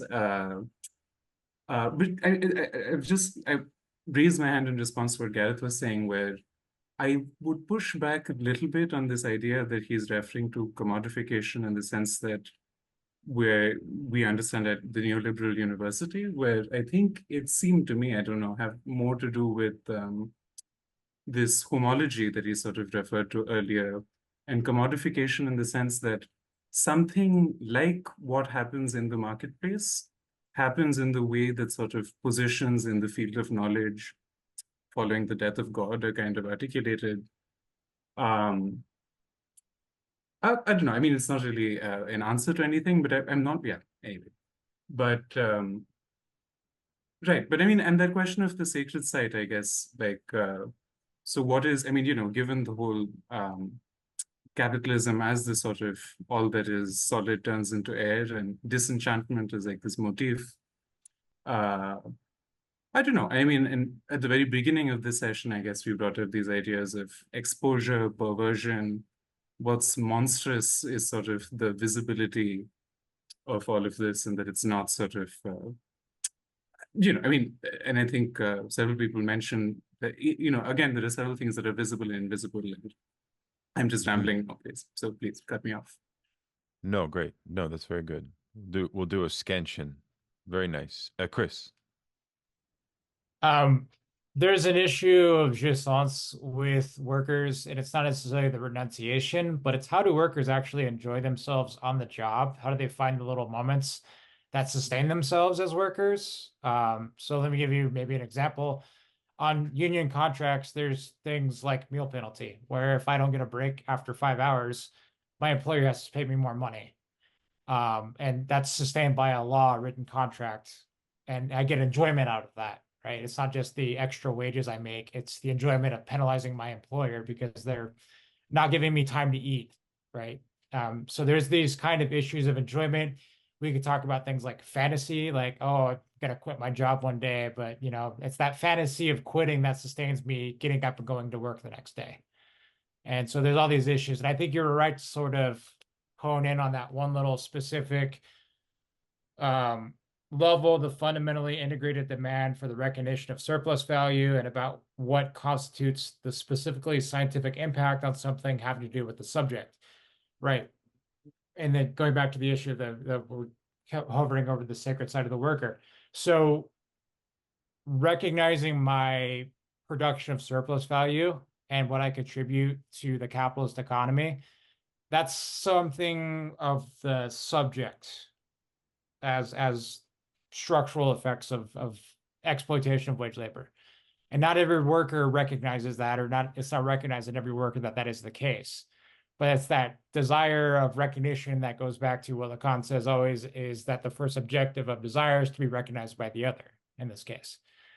So we're seeing that this goes back to my provocative comment last time of how do we raise the class consciousness of workers, and using Lacanian psychoanalysis. Well, that's the question, right? That's my concern with Marx and Lacan. It's not analyzing political economy as an economy of signifiers like Samuel Tomczyk might do, or Gabriel Tupanama might do.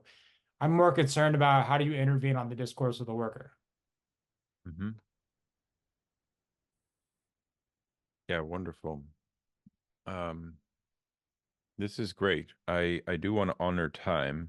Can we go for another 15 minutes? People could give me a thumbs up if that works for their schedules. Yeah.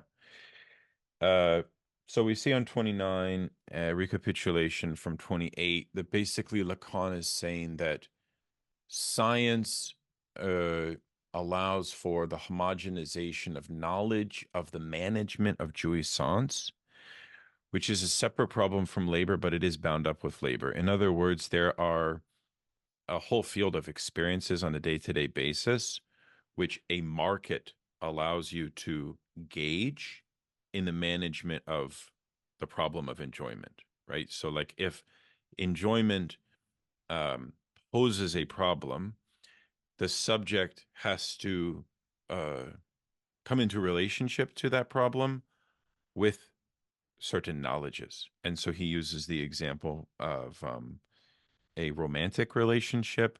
I think you could also use the example, for example, like if you are on vacation and you need to have a feeling of accomplishment, you will go on a walk or you will do something that is simulating work, but it's not really work, right?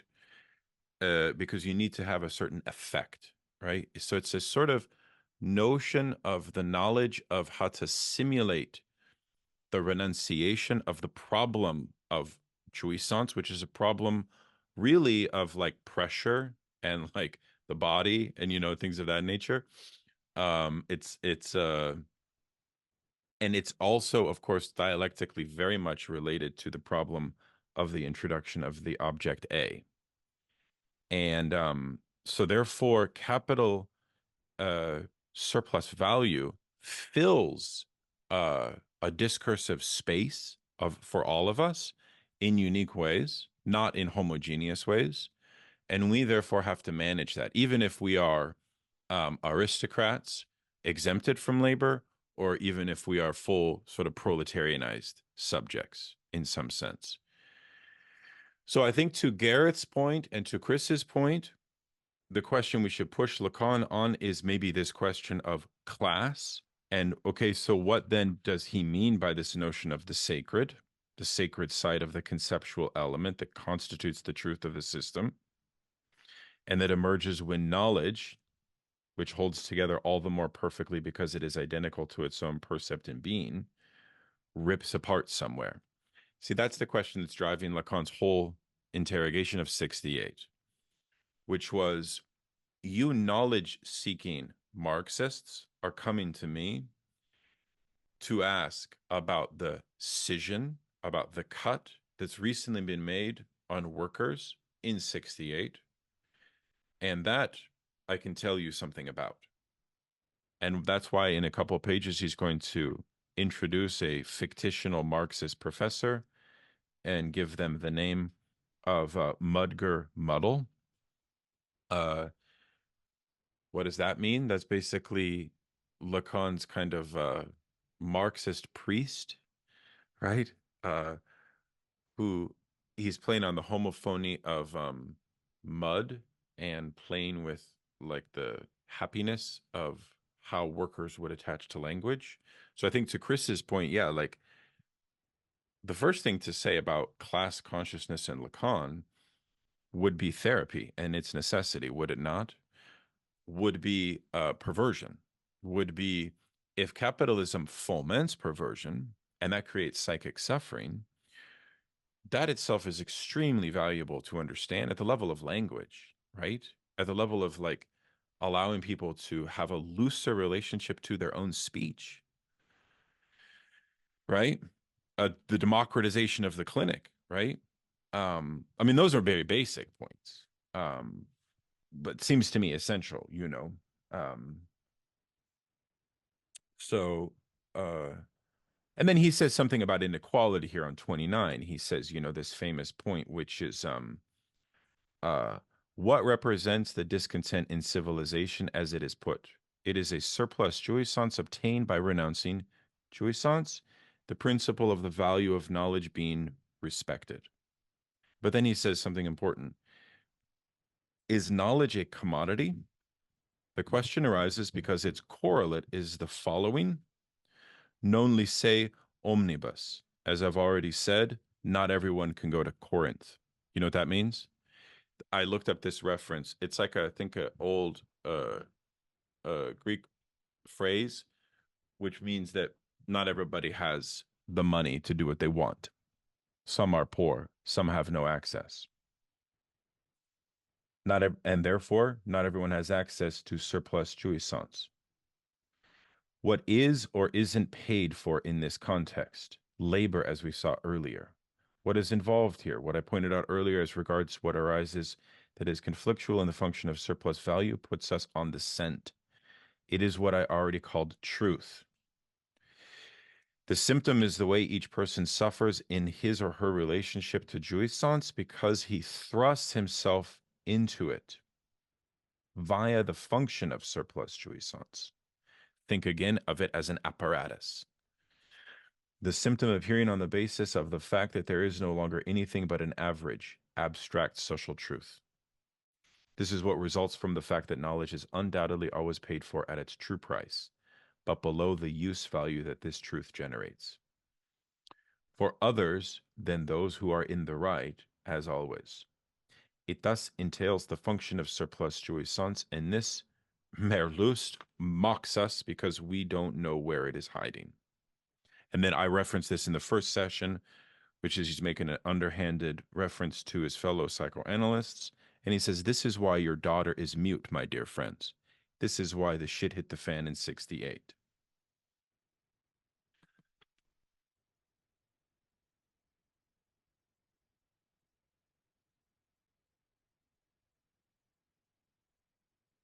So,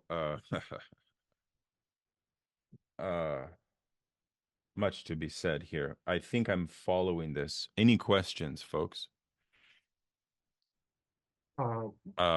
Please.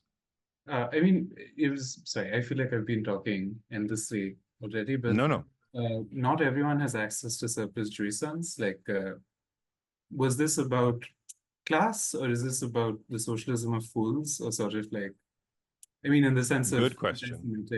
I mean, sorry, I don't know why Israeli propaganda is in the air. I'm going to stop talking, please.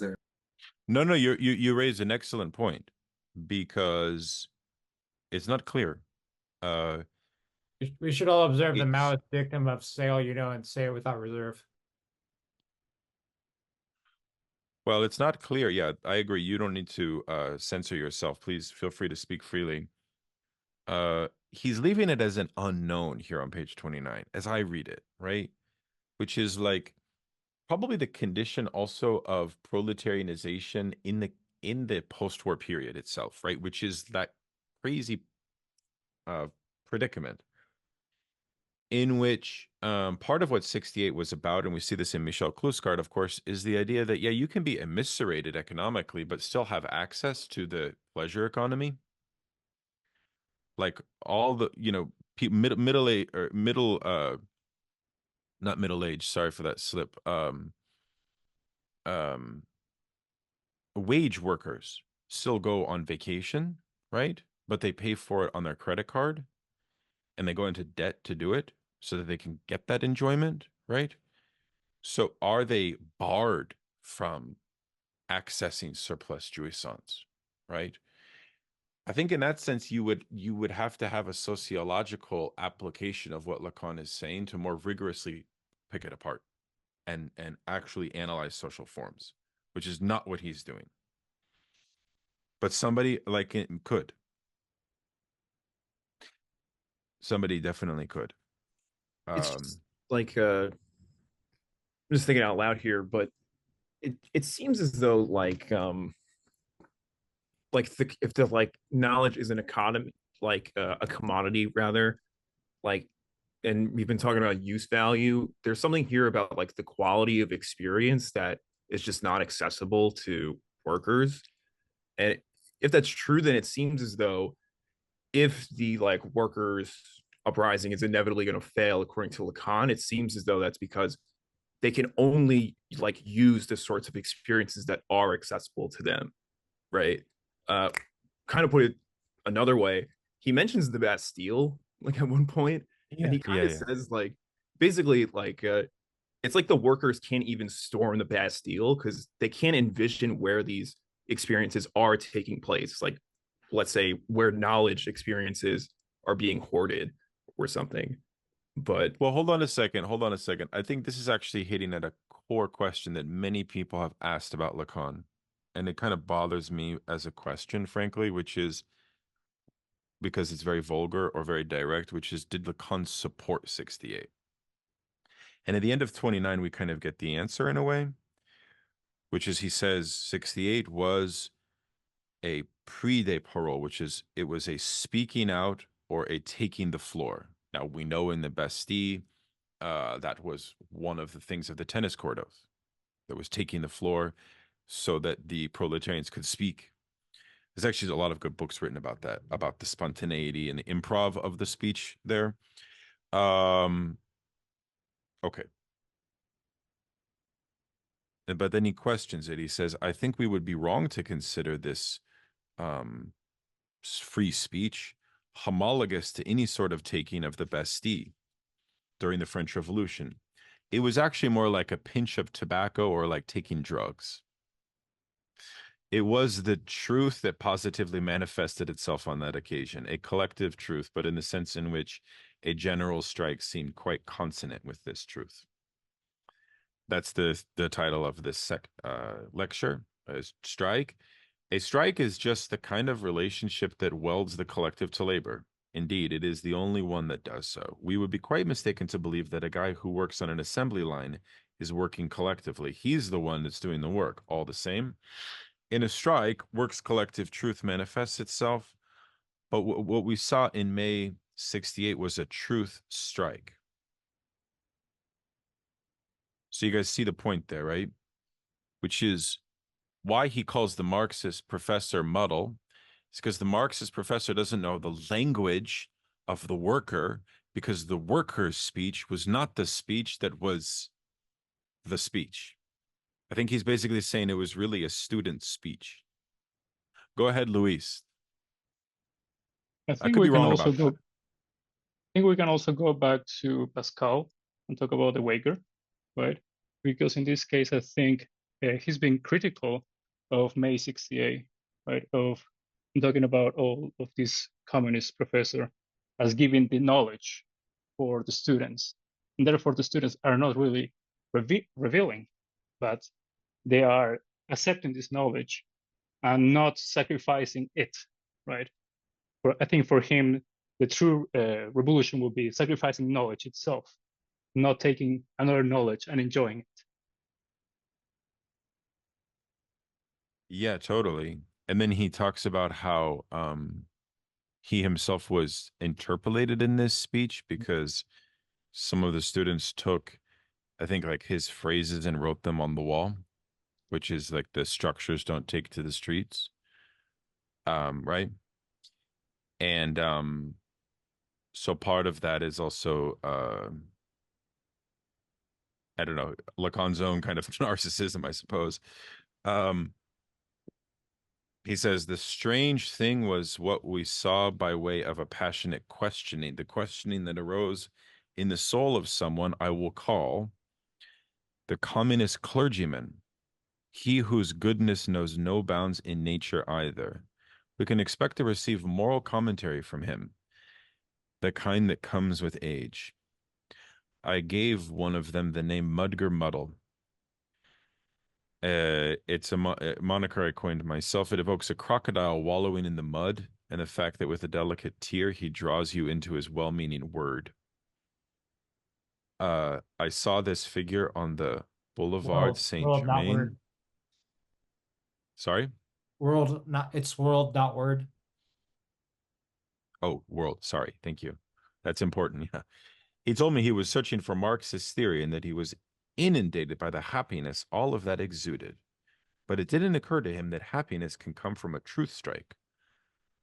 Given how heavily truth weighs on us at every instant of our existence, how happy we would be to no longer have any other relationship with truth than a collective one. Okay, the truths that were scrawled on the walls were sometimes idiotic, as I mentioned. No one notices that they are in my discourse too. That's because in mine they're frightening. On the walls, they're frightening. Okay, so I guess we can finish this because it seems quite important. Yes, since then things have fallen back into place somewhat, but they're simmering. That's why capital has been fleeing the country. So, and then he pushes back on calling it, analyzing it further. I don't know. So what is he saying? He's saying that Mudger Muddle is not able to identify truth properly. On the one hand, on the other hand, he thinks that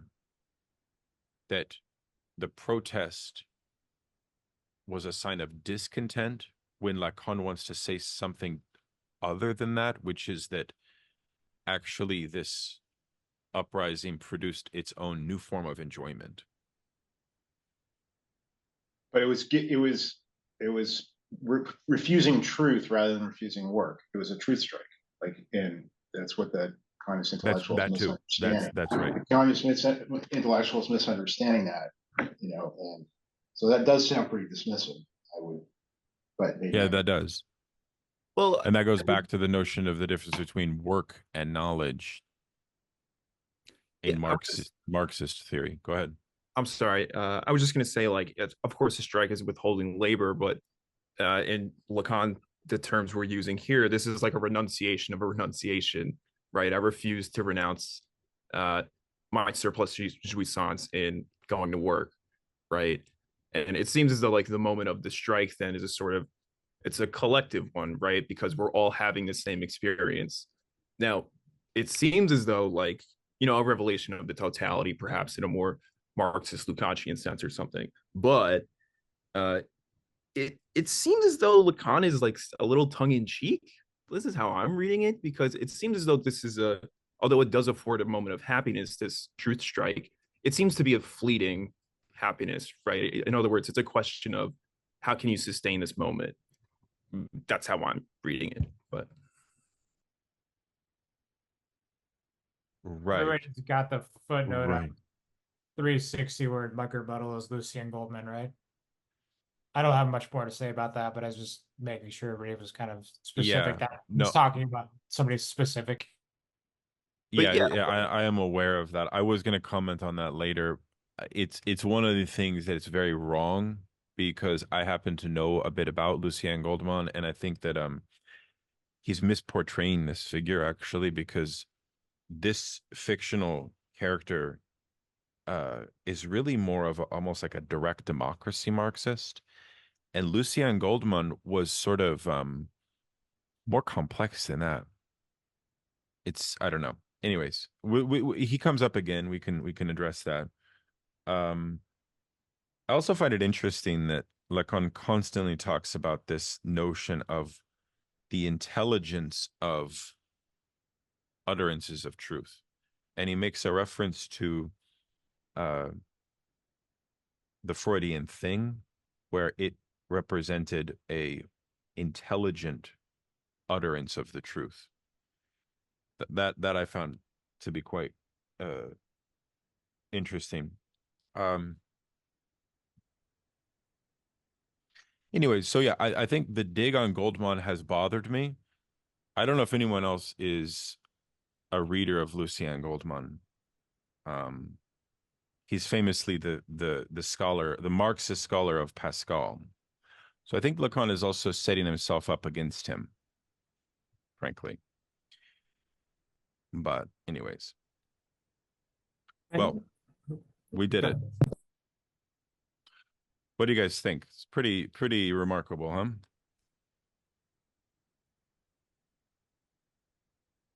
So I think for next time we can study a couple things. One, the concept of ordered pairs in set theory. You can research that to prepare. Try to read through everything if you can for next time. And then finally, and then we'll go, if somebody wants to volunteer to assist all of us to walk us through the graph of desire, that would be really nice. I know it's a big task. I'll do it. I'm thinking, I love your courage and initiative, I'll do it. comrade, because, you know, we'll give you like a limited time. You're not going to take the whole time, but like just try to come up with something within a limited time. You can share your screen and people will just quiz you. We'll put you under the I don't know, not the inquisitional, but something close to that. Okay. And this will be next Tuesday, the next reading. Yes. Next Tuesday. Are we planning on doing the topology of the other as the reading, or further than Yes. that? Sorry. Okay. Yeah. Topology of the other. Look into paired sets. Look into the set theory intro. Read it, and then we'll also talk about graph of desire, which is mentioned there too. Everybody good? All right.